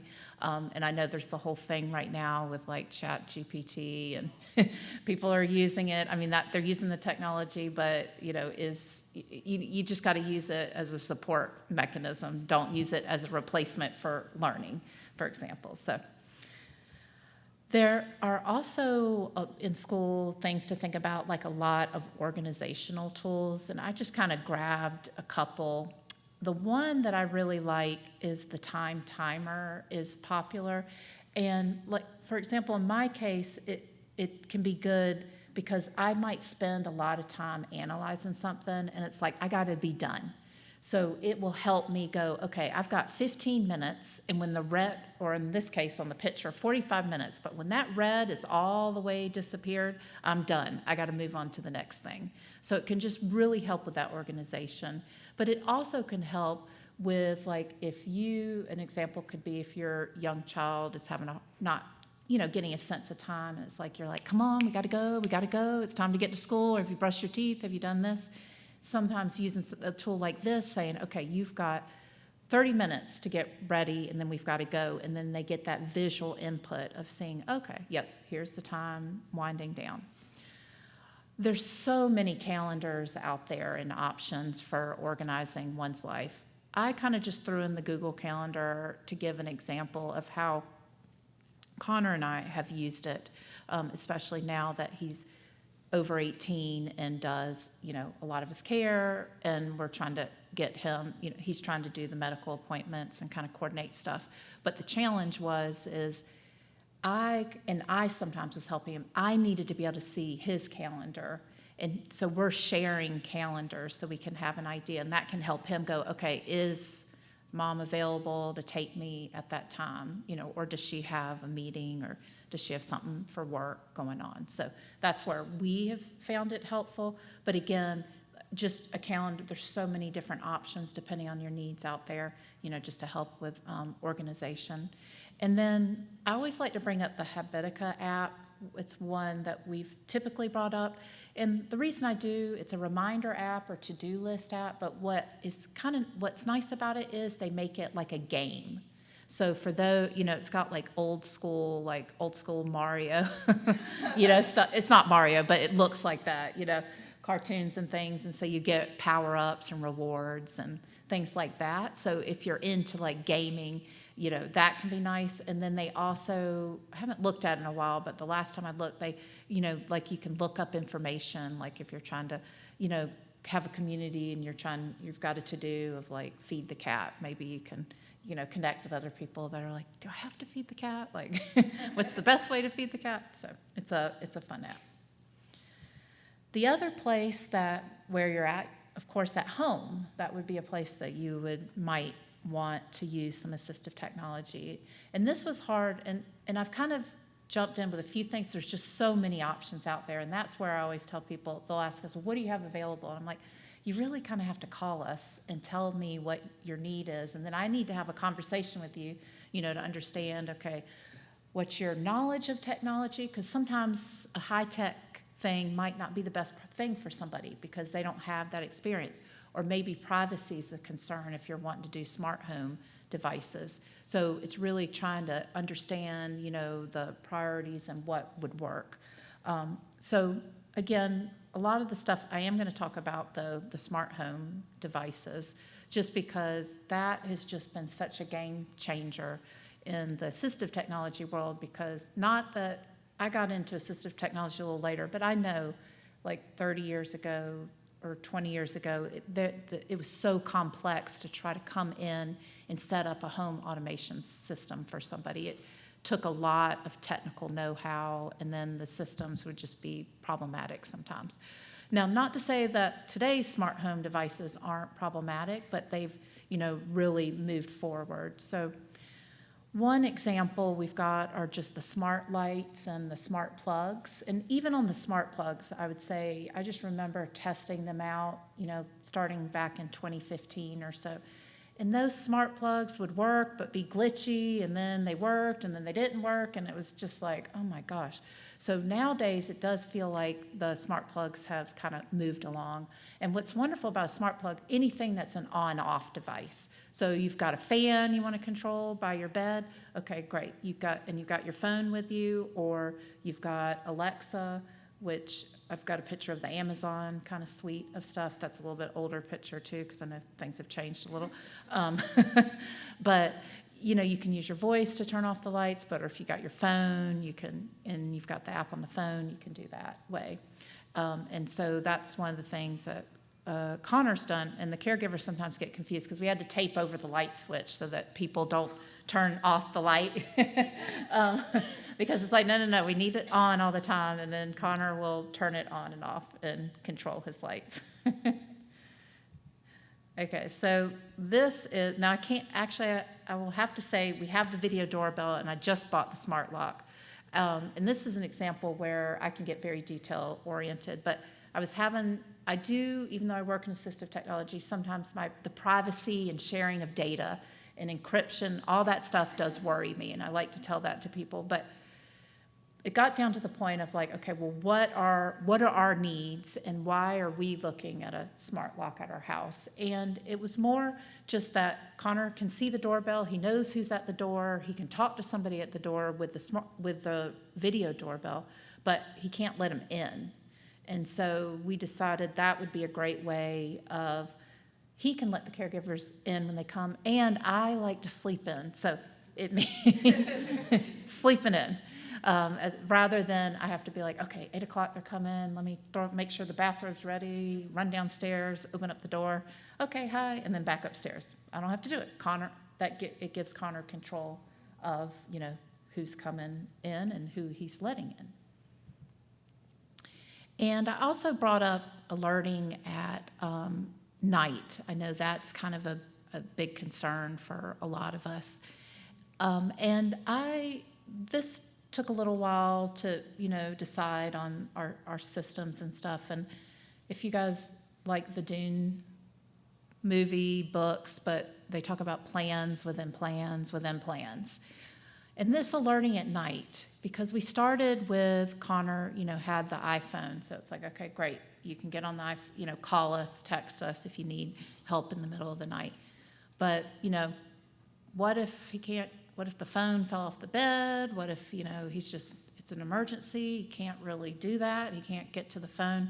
So the second option that we added in were the echo systems, so that he could voice it, and he could say drop in, like there's an echo dot in his room, and there's an echo dot in our bedroom, so you can drop in and say, Alexa, drop into master bedroom, and he could tell us.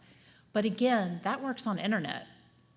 And it works on electricity. So it's like, okay, what if the internet goes out?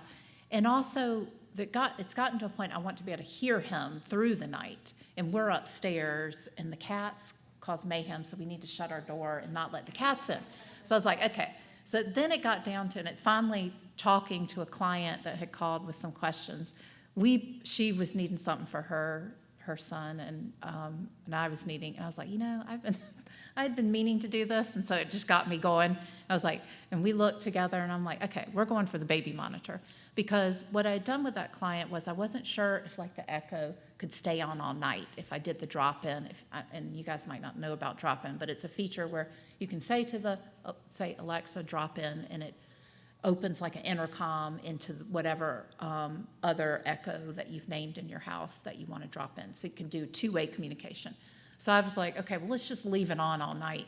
But what happens is that that's just a lot of bandwidth that the internet providers and the companies don't want to be using. So they give you like 10 minutes and it shuts off. I think one night it did almost go all night, but there is a limit. It will just shut off. So that's where I went, okay, baby monitor, older school, but it works. I mean, it gets plugged in.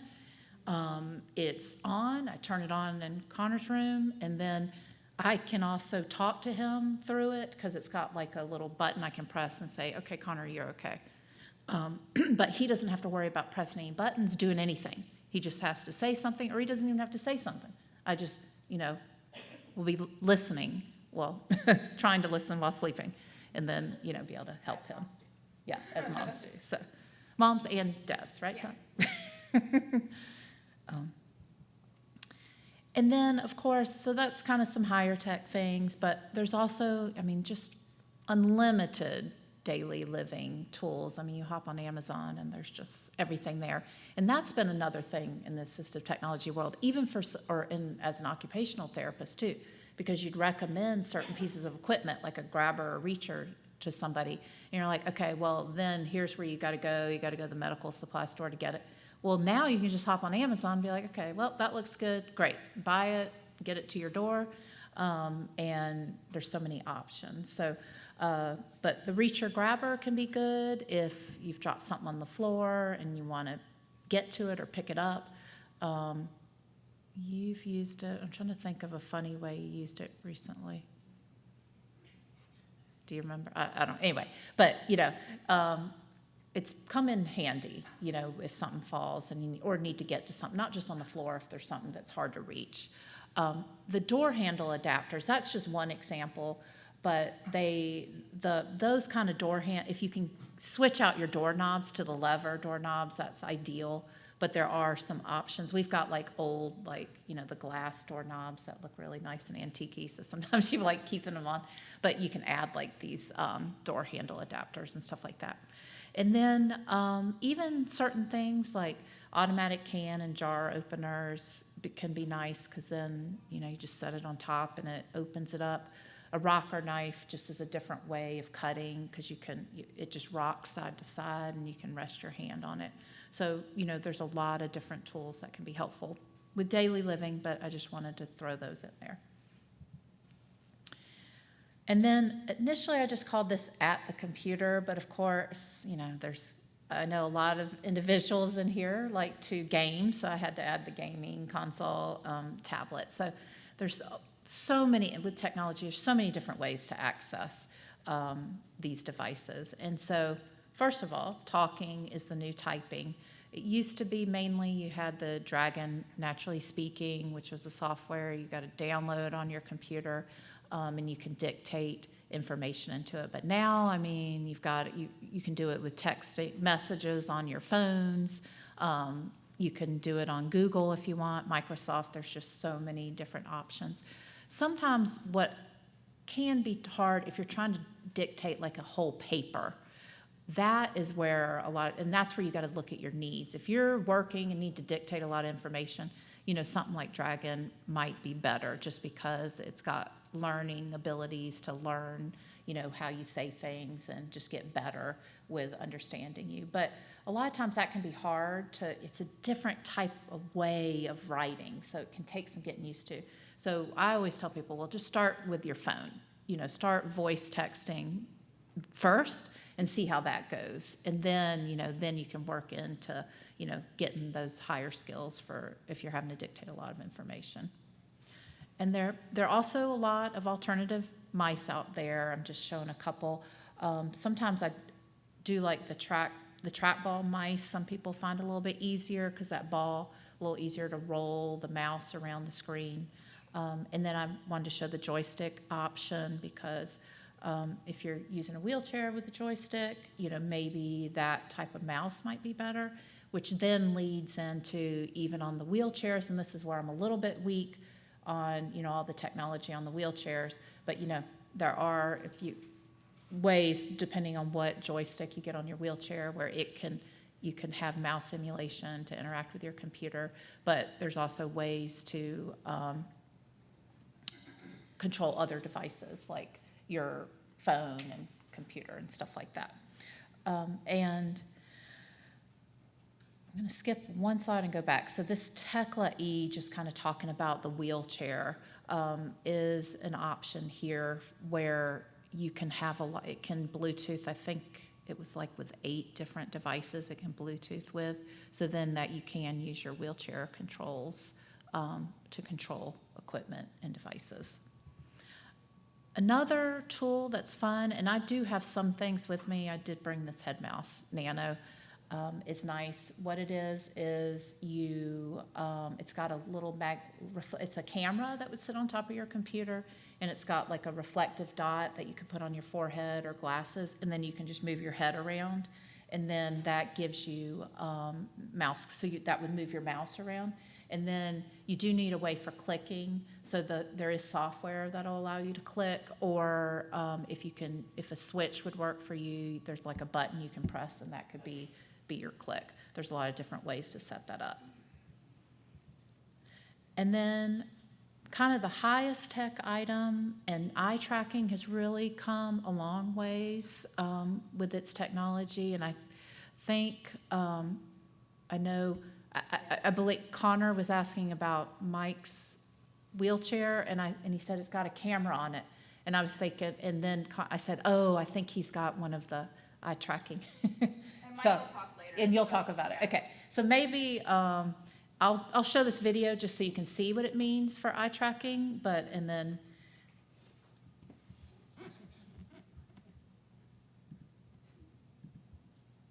Person is looking on a computer screen.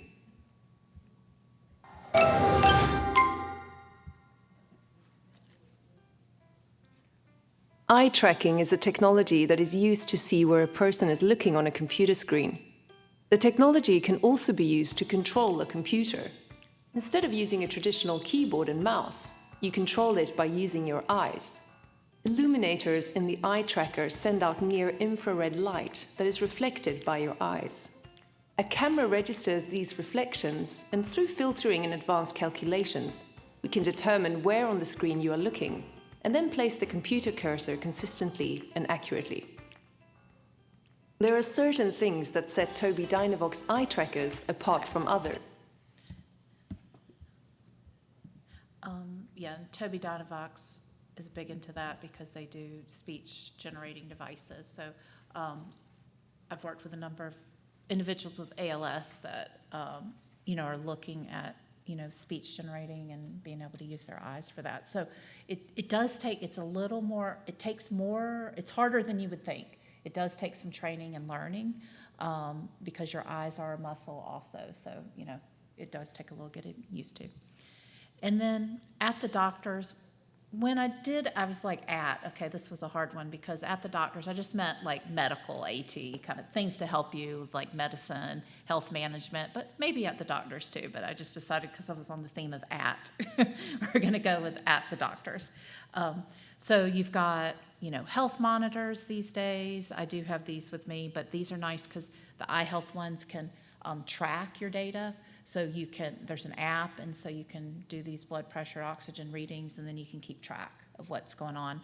Smartwatches these days, I believe there's been an issue with Apple had added oxygen monitor, but I think there's been some issues with like the company that actually developed it is not allowing Apple to do that now, unfortunately. But, the Apple Watches or the Samsung or any different smartwatches will track like heart rhythms and stuff like that. There's also medication reminders or medication pills, and the way we're not using the one image I've got here of the MedQ pill dispenser is that it will flash to let you know when it's time to take your medicine, and it'll make noise, and it will, after 2 minutes, if you don't do it, it'll stop, and then maybe about 15 minutes later, it'll do it again. And so it's a way to get you to remember to take your medicine, then you press a button to move forward. In our case, we just used right now we're just using a basic pill box because I was getting asked, I need my medicine. Can you give me my medicine? I need to take this. I need to take that. I was like, okay, wait a minute. We need to go get a pill box. All the medicine's in the pill box. And now there's no ask. Now Connor is able to independently, get out his medication and manage it. And we just ended up finding a pill box that had an easier tab to open with so that he can do it. But you can also do medication tracking. You can either do it within, I know a lot more about iPhones and iPads because we do a lot more with that, just with all its accessibility features. But there are options on the health app for medication tracking, probably on Android too. And then medical ID has also been another thing that has been a big thing for Connor to manage and for an emergency, because the way the medical ID is set up is that if he should have an emergency, you can access his medical ID from the lock screen of the phone. So you can do this on iPhone or Android. And the medical EMS people know about this. I mean, you do give permission for that to happen. But within that app, it's got like all his medications, any allergies. It lists every doctor that's in there because you can put all that. It's got emergency contacts in there. So it's been highly helpful. And it is good sometimes when we go to the doctors and they ask for medication list and we're like, ooh, that wasn't updated on medical ID, because we'll pull it up on the phone. So it just makes it easier to be like, okay, here's everything we're using. And then, let's go back. My chart. My chart, I really can't say enough about my chart. Like, I'm in love with my chart. Now, I know not everybody is these days, but where we are, the medical providers are using my chart. And once Connor turned 18, I didn't have access to it. So now he's able to go in and he can, schedule appointments. He doesn't want to call providers, but with my help, we'll send a message to a provider to get them to answer questions that we have. We can, look up tests. And I want to say for working on, we were having some issues getting a medication approved, and I used my chart to get the data that was needed. And that was for the Inflaza, because I pulled all his BMI up from 4 years, and it was like, and we knew anyway, it was a whole story, but we were able to get that approved by just using my chart and pulling up all the BMI data. I'm like, here's the BMI data, take it. So, that's where it's been a wonderful tool, but it also can be challenging because sometimes you might be getting information that the doctors worry, because as a patient, you're getting that information before they even have time to explain to you what's going on. And, sometimes it could be like you're panicking, like, oh my gosh, where it's maybe okay. You just need to wait for your provider to let you know the information that's there. And then this was another situation that was challenging. I was like, I meant like in the community, but that doesn't go with my theme. So I went with anywhere, but just meaning when you're out and about in the community. Again, I'm kind of going into the emergency contact, SOS. Everybody's got this option on the phone. Well, if you've got the smartphones, this is an option to be on your phone. And again, info can be accessed from the lock screen. So that's just really important when you're out and about. And then, Connor, did you want to show this thing for your phone? Or I'll. Yeah. Or you want to show it? Can you show it?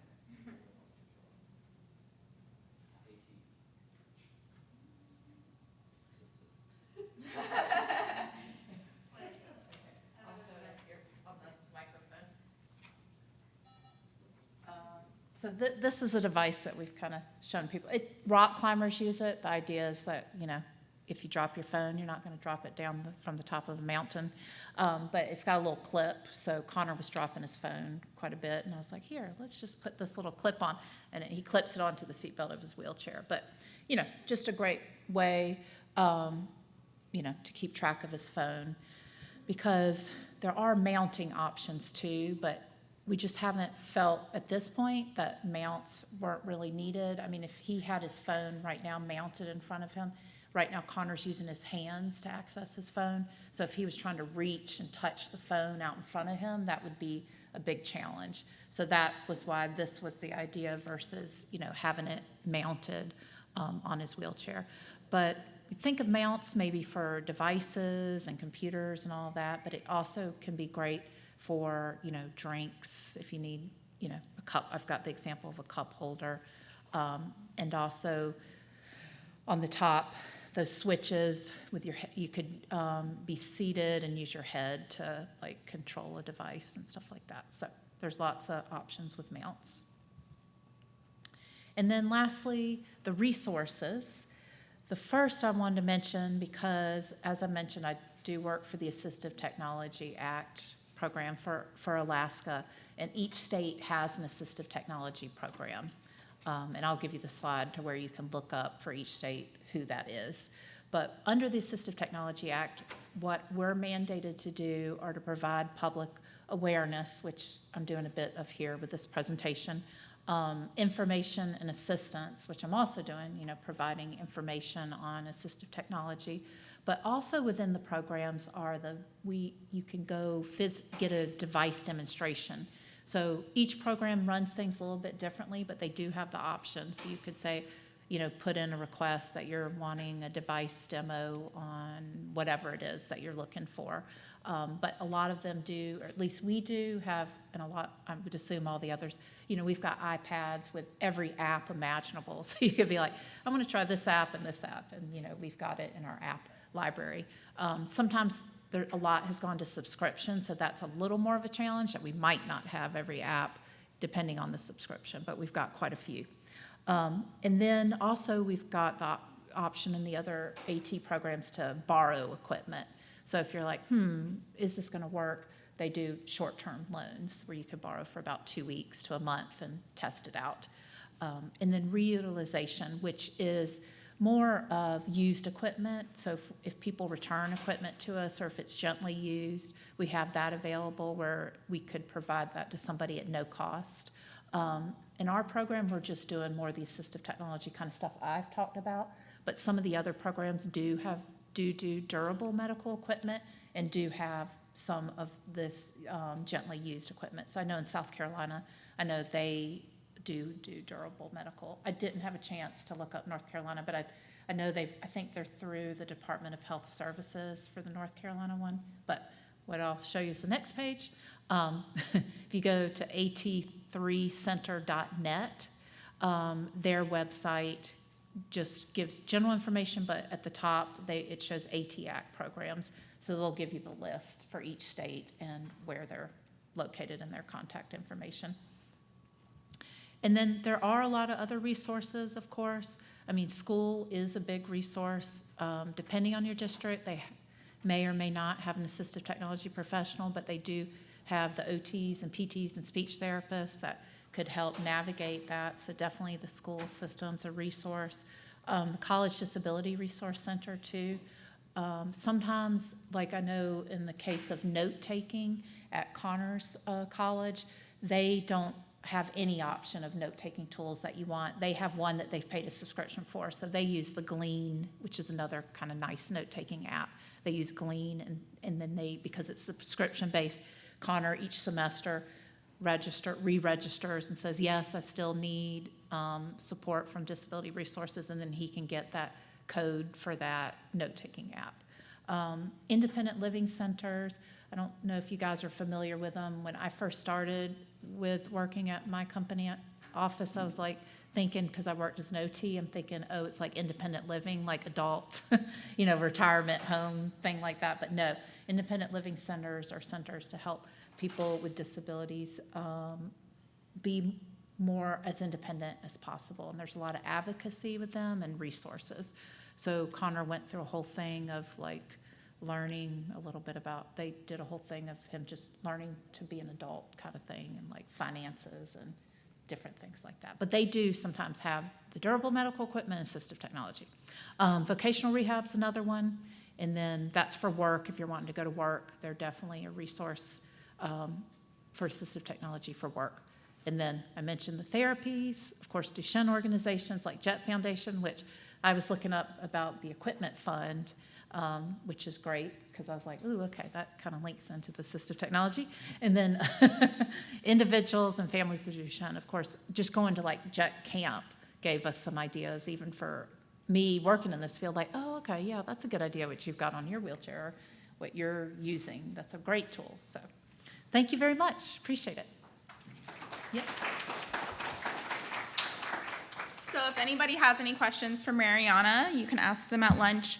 We're gonna go ahead and adapt as we always do. So I'm gonna have you bring lunch back in here. We do have the other room, but Mike is actually gonna speak at 2:45. We're gonna push pharma to 3 o'clock. We have one less presentation than we had at our last one, and that seemed to work well. So Mike will give his perspective at 2:45. So I'll have you guys chat and everything, come back in here, bring your food in here, and we'll get him started. And then that way you can continue eating during his presentation as well. Is it loud enough? Oh, yeah. I think I'm gonna leave at home.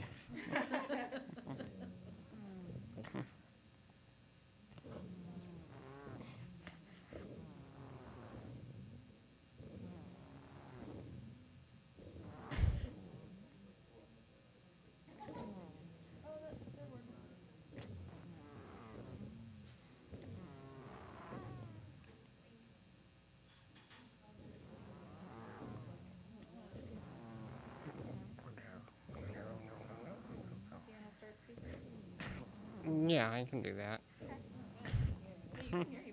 Yeah. Okay. You ready? Hi. How is everyone doing today? That's good. I'm Mike. I'm 42 years old, and I have Duchenne muscular dystrophy. My mutation is between exons 8 and 11. I'm here today to share a little bit about myself and my journey with this illness.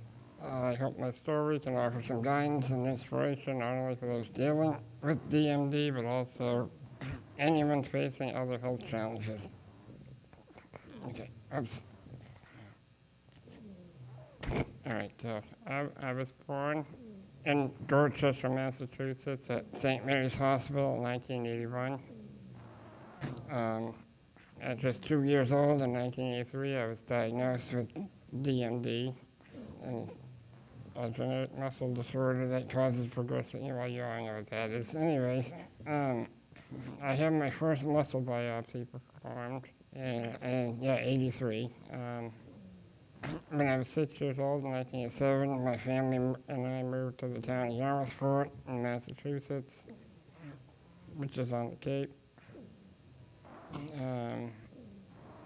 When I was 7 years old, 1988, I underwent my first major surgery.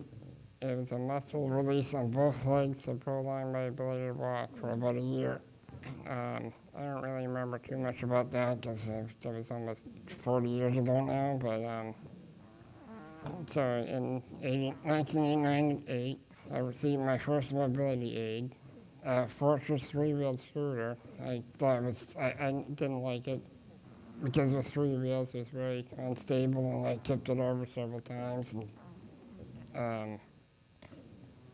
in 1991, when I was 9 years old, I was actually almost 10. I lost my ability to walk totally. It seemed to have happened overnight. Like, I remember I had to get up to use the bathroom, and I could walk then, and then a couple hours later, I couldn't walk anymore. And then in 1992, I replaced my scooter with an Invacare power wheelchair, and we got our first handicapped accessible van, which was a Plymouth Grand Voyager, which allowed me to bring my wheelchair places. Over the years, I've undergone several surgeries to manage my condition. In 1995, I had a hamstring release to correct the ankle contractures, which required me to wear AFO leg braces. The surgery addressed the tendons causing my feet to bend downward, ensuring that I could continue wearing shoes comfortably, which was important to me.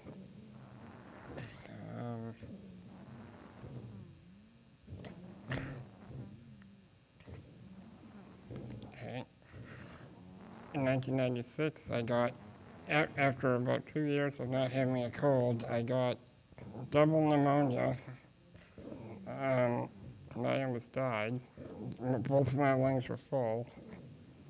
That's the first time I ever got intubated. I think I was in 9th grade when that happened. That wasn't fun. The following year in '97, I got a spinal fusion to correct the curvature of my spine from the scoliosis. This procedure was crucial for improving my comfort and posture in my wheelchair. Before the fusion, I hadn't realized how much discomfort I was experiencing until I felt a lot better after the surgery. I could sit more comfortably. I can even sit up without anything behind me still. It was also critical in supporting my breathing. Scoliosis can place increased pressure on the diaphragm due to the spine's curvature, affecting respiratory function over time. Am I going too fast? Okay, good.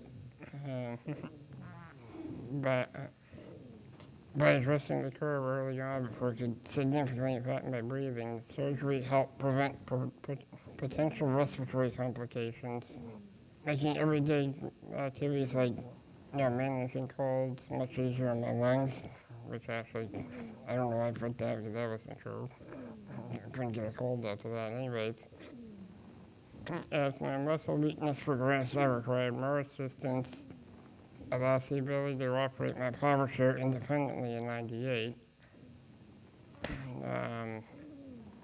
3 weeks before my 2000 high school graduation, I was hospitalized for carbon dioxide retention,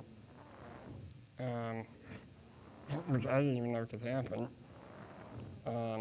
I began using a non-invasive ventilator with a mask. And I ended up wearing that for, I don't know, like 18 years. And that wasn't fun because my nose was like suffering from it. So anyways, I got out of the hospital just in time to graduate my class. And I'm so happy I got to do that.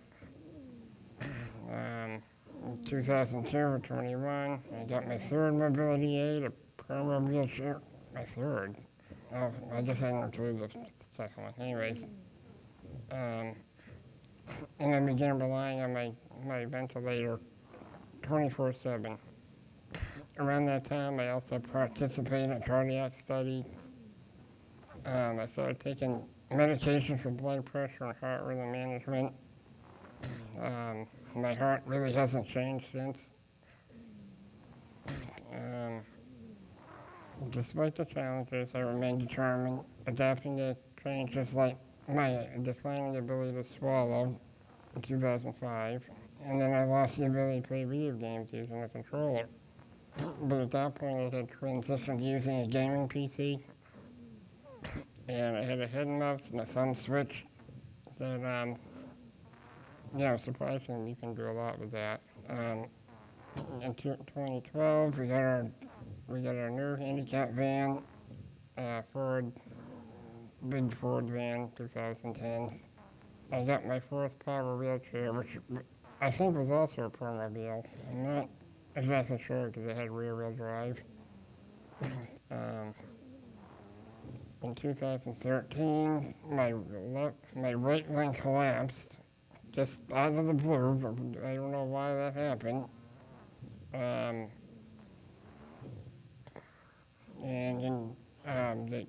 That was actually pretty simple to fix. I was only in the hospital for 4 days. In 2014, I was malnutrition because I was losing my ability to eat like normally.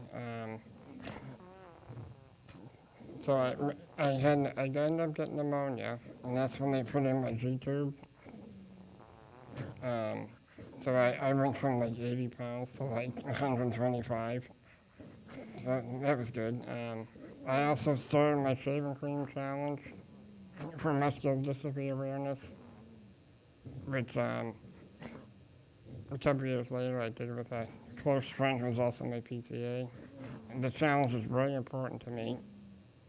The most significant event in my journey occurred in 2018 when I was 37. I died from respiratory failure and cardiac arrest, but for some reason, after 45 minutes of CPR, I experienced something what they call Lazarus syndrome, which only very few people have experienced, and that's basically when you come back from the dead. We're going to a little bit more. So it was my birthday, and we had gone out to dinner, and we had come home that night. Everything seemed fine. I was still on the non-invasive ventilator, so we had to switch the masks that we usually did at night. So as soon as my mother switched the mask, next thing you know, I'm waking up in the ICU, not knowing how the hell I got there. I'm like, oh my God, what happened? So I guess what happened was they pronounced me as deceased. Then I just woke up and scared the crap out of the doctor. Surprise! So after going through that, I decided to have the tracheostomy put in, which was actually the best decision I made because I'm much healthier and I get more air. I recommend it, but at the same time, I mean, that's your decision. You know. I don't even know if it's even there. In 2019, I received my current eye-controlled permobile wheelchair, which is the one I'm sitting in now, and I can control it with my eyes. That's what this tablet is for. The tablet can also talk, but I don't really need it to do that for me. It does have my voice, though. It's just weird, but okay. Recently, I got my new van, my 2017 Pacifica, which is different from my other vans because I can sit where the front passenger seat normally is, and I can actually see out the window for the first time in, I don't know, forever. Since I can sit in a normal car, I guess. It's very important because I love to travel, and I love going on road trips. We try to do it as much as we can. Over the last few years, I've experienced a couple of minor health issues unrelated to DMD, to which I have fully recovered. These include, I was hospitalized in 2021 to have an IVC filter put in because my mother was suctioning me that morning, and all of a sudden I just started bleeding out of the trach, and it was coming out of my mouth and my nose, and we were like, oh my God. We were like, we were kind of horrified that maybe we hit that main artery that's in your neck, but no, it wasn't that. We think it was a blood clot. But and then I had my gallbladder removed 2 weeks later, and that was fun. And then last year, I had COVID, which actually wasn't that bad on me. I mean, it sucked. It was like having a cold, but the only problem I had was it was like a weight on my chest. Then it attacked my stomach. We won't get into that. They gave me remdesivir, which is an antiviral drug. I think I was in the hospital for what? Was it 3-4 days? Something like that.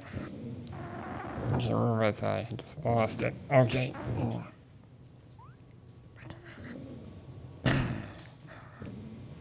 So the next thing I'm talking about is not exactly related to the MD, but it is a little bit. So my most recent struggle was not physical but mental. I experienced my first bout of depression in my life, which lasted about 2 years. This was totally new to me because I'm normally happy and optimistic person despite having DMD. But it finally surfaced, and it was the most miserable thing I've ever gone through. I would go to sleep, with tears in my eyes, and I don't really cry about much of anything. And I was like sad every night. I even started to feel like I didn't want to be here anymore. I actually researched assisted suicide at one point. It's something I had never thought about in 40 years. And I'm kind of shocked that I, even thought of that. But so the depression had nothing to do with the DMD. It was triggered after my friend's boyfriend demanded, without any explanation, that she stop participating in my awareness challenge. we have been doing this challenge for years, especially on the holidays when we theme the shaving cream for every holiday with that month. She was my favorite. She was my favorite person to do this with, and it was something that made us both happy. She even told me that she would do it any time and that he was okay with it.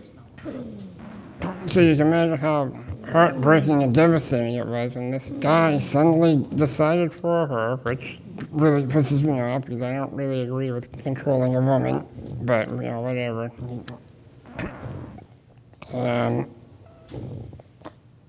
He decided she would no longer participate because he was quote unquote uncomfortable with it, which is crap. The whole situation was really cruel and it was wrong and very unfair to me. The disease has taken a lot from me, and I don't need people adding to it, especially over something as simple as what is this. I honestly think it's because he didn't want me seeing her feet, because he's, you know, one of those guys that doesn't, you know. And of course, she's gonna be really pissed if she hears this, so hopefully she doesn't. But I really don't care anymore because, you know, she did this to me. So did he. I thought it was ridiculous. I was never really given a straight explanation, which was worse. And I started to feel like I was doing something wrong. And anyways,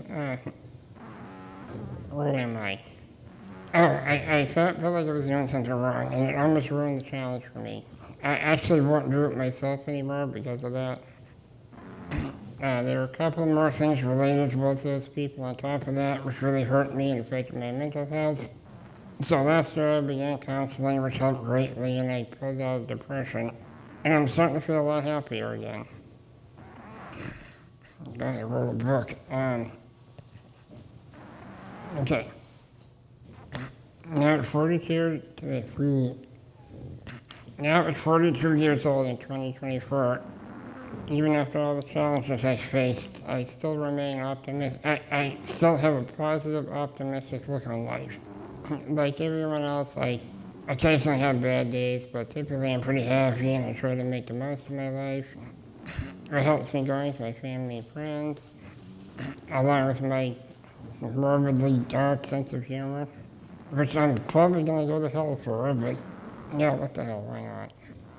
When you have a disability, it's important to talk about the situation occasionally. Before I move on to the next section of the presentation, I'd like to share some words of encouragement to any children or adults living with muscular dystrophy. Just live your life the best you can. Don't let your disability stop you from doing what you love. Sometimes living with muscular dystrophy can be tough. All the time it can be, but you need to stay positive and hopeful and you get through it. Never give up. This message doesn't just apply to those who have muscular dystrophy. Whatever hard times you're going through, I hope this can inspire you to keep going. Just don't give up. Okay, all right. So here's my hobbies and adapting the things I love to do. So to pass the time, keep myself occupied, I have many interests and hobbies. I love reading, watching movies and TV, mostly, horror, science fiction related. But I'll pretty much watch anything. The ID channel is good to watch before going to bed.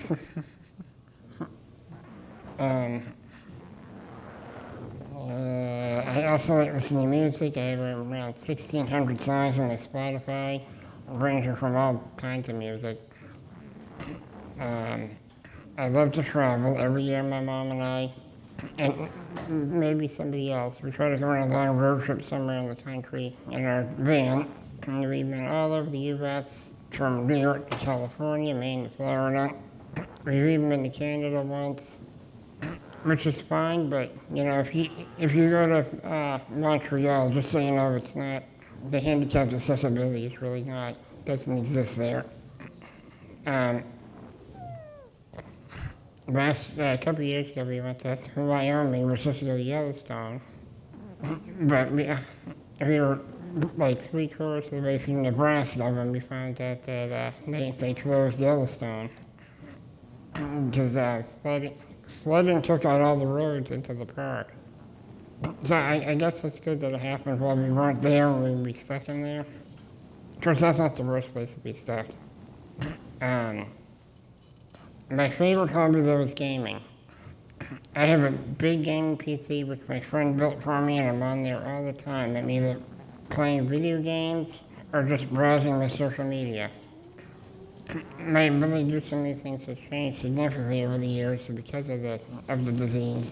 In some ways, it has become a lot more difficult. So I had to adapt. Watching movies, TV, and listening to music isn't affected, so I didn't really have to adapt anything there. Reading, I can't physically hold a book or turn the pages anymore, and I don't want to have somebody do that for me because, you do a lot of page turning when you're reading. So I have a Kindle desktop. I have a desktop app for the Amazon Kindle, and I just buy the books digitally and read them on my computer. Travel is a bit more challenging now. We have a lot more equipment to carry around, but thankfully the van has a lot of space. However, we also need to call ahead to all the hotels along the route to ensure the beds can accommodate a hurry lift. I'm currently 150 pounds, so my mother definitely can't lift me. She used to be able to when I was 80 pounds, but so we need the lift to be able to fit under the hotel bed for me to actually be able to get into the bed. Unfortunately, it seems like most hotel beds now have a solid platform underneath, so you can't put anything underneath. Unlike the open frame beds, it's really kind of ridiculous. It's just so they don't have to clean under the bed, or you can't hide a body under there. I don't know. So gaming is a tough one, especially when I'm unable to use a game controller and the game companies don't really care. Over the years, I've adapted through trial and error. I use several pieces of hardware and software in conjunction to play games on my PC. My eye gaze and zip-up switch are the most crucial components as they provide a direct interface to my computer. I also have an Xbox adaptive controller and a Game On device, which is something new. I'm still learning how to use it. And I have several on-screen keyboards for different purposes. There's a very useful software called Alt Controller, which I found 15 years ago. I've gotten really good at using that. I use a lot of video game console emulators to be able to play PlayStation 3 stuff, since I can't use the controller. And I figured all this out on my own over the last 15, 20 years. Is it perfect? No, because many games have mechanics that interfere with my methods. But it's pretty close. I can still play a lot of different games. I make the things I love to do possible. And it can be pretty difficult, but I manage.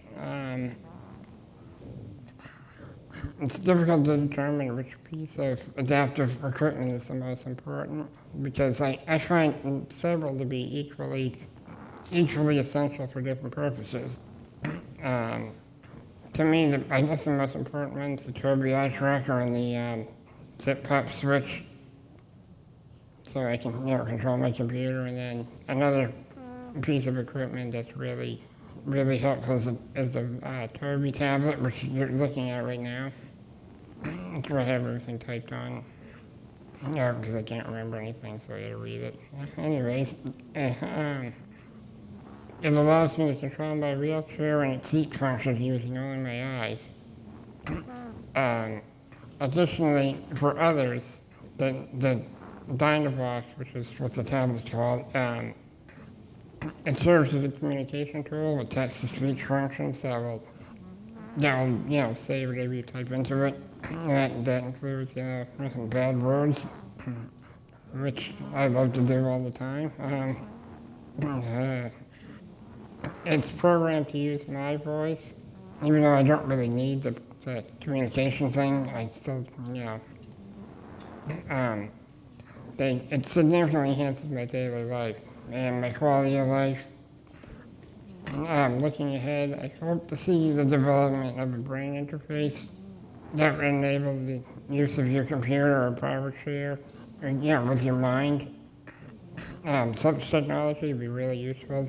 You wouldn't need a joystick to drive the chair or a keyboard and mouse to use your computer, or even a game controller to play video games. I don't know how close we are to achieving this. I know that Elon Musk has some kind of mind control thing, which I don't know if I trust right now and won't put anything into my head. But I also believe that I think the disabled community should be prioritized in this development. Like, we should be the first ones to get it. As soon as they work the bugs out, we're not gonna fry our brains or anything. Additionally, I would like to see some of these companies producing this hardware and software cease to extort the handicapped community with the high prices that they charge. Many of these items cost over $1,000, even though sometimes it's just like a downloadable program, which shouldn't even cost that much. A lot of the stuff can be sold at Best Buy for $100, but you're never going to see that. Because they gotta make their money somehow. I'm pretty actively involved in raising awareness for DMD through various activities such as the Shaving Cream Challenge. This is something I made so everybody can do it, including handicapped people. Because none of us can do the ice bucket challenge. I mean, I suppose we could, if we wanted to fry our, electric parts of our chair. But in this challenge, you just sit in the chair and you put your feet in shaving cream, which is actually a pretty unique sensory experience. But like I said, it's designed to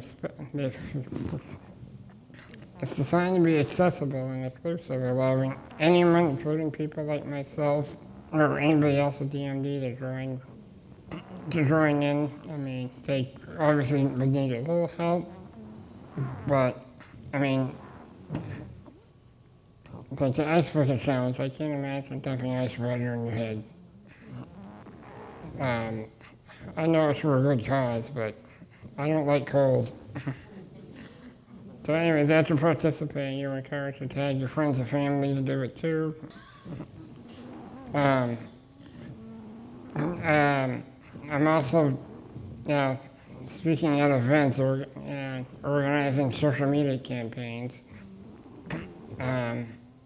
These activities are engaging and visually impactful, especially the Shaving Cream Challenge, which, definitely captures attention because people are like, why are you doing that? And it encourages participation sometimes. Some people are like, I don't want to do that. Say, oh my God, give me a break. I don't want to be in a wheelchair either, but here we are. My motivation stems from personal experience with DMD and a strong belief in the importance of education and advocacy, raising awareness. What am I doing? Oh my God. Raising awareness improves understanding, drives research, and enhances support by those affected with this. For the longest time, I was absolutely terrified of public speaking and never thought in a million years that I'd be volunteering to talk in front of a room full of people. I'm still kind of terrified, but it's not bad. It's not like it was before. Where the hell did I go? Okay. However, I recently started speaking about adaptive technology for people with disabilities, as well as living with DMD in general, and what daily life is like for people with neuromuscular diseases. I spoke to students at Tufts University in Boston, and I plan on continuing to do that. Today marks my first public talk with the Jett Foundation or any muscular dystrophy organization. As far as I'm concerned, this is the only one. But I hope I'm doing a good job and, having a positive impact. Okay, good. These speaking engagements, oh my God. These speaking engagements are important for sharing knowledge and experiences to inspire change. It definitely won't be the last time I speak at one of these conferences. I believe that self-advocacy is essential for an individual with DMD, allowing us to speak up for our needs, access appropriate care and resources, and advocate for research and policy changes. Raising awareness about DMD is crucial for progress and support, and advocating for yourself plays a vital role in navigating these challenges and accessing necessary resources, ultimately fostering a more informed support environment for those affected by DMD. I had AI help me write this, so some of the stuff didn't sound like me. But anyways, the next thing I'm going to answer with questions, how was my experience with DMD treatments and therapies? I actually haven't had any treatments. Well, you don't have to speak to all of them. Just speak to the ones you want. Oh, all right, well, I haven't really had any treatments, aside from, the corrective surgeries. When I was born in the 80s, there really weren't any kinds of therapies or treatments available. I vaguely remember something in the late 80s, early 90s called the Myoblast treatment, which was an experimental procedure. I don't know exactly what it actually did, but I know it didn't work, and I wasn't eligible for it anyways. The only other thing I did participate in was a cardiac study, like I mentioned before, and I've been on those meds ever since then. And like I said, my heart function hasn't changed since then. Have I encountered any difficulties with insurance coverage related to DMD care? No. We're up in Massachusetts, so it has some of the best medical coverage in the country. We have Mass Health. And we get everything we need up here in terms of medication, home health care, procedures, and durable medical equipment. The only thing I wish was covered by insurance is personal handicap vehicles, because some other places also try to extort the disabled and charge nearly $100,000 for one of these vans. But that's another discussion for another time. I'm sure you all get what I'm saying. Anyway, I believe a basic form of treatment is getting out of the house and going places. And I think a vehicle is a necessary form of medical equipment.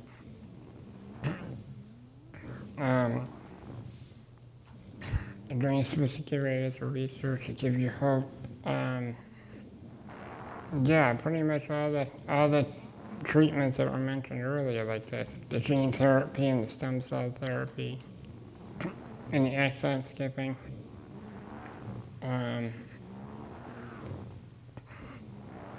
Yeah. So before I conclude, I just want to emphasize that I'm not a medical professional. The opinions and experience I've shared today are only based on my personal journey with DMD. If you have any medical concerns or questions about treatment options, please consult with somebody that knows what they're doing.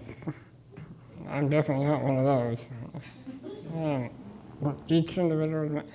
Everyone has a unique medical situation, and I can only speak for me.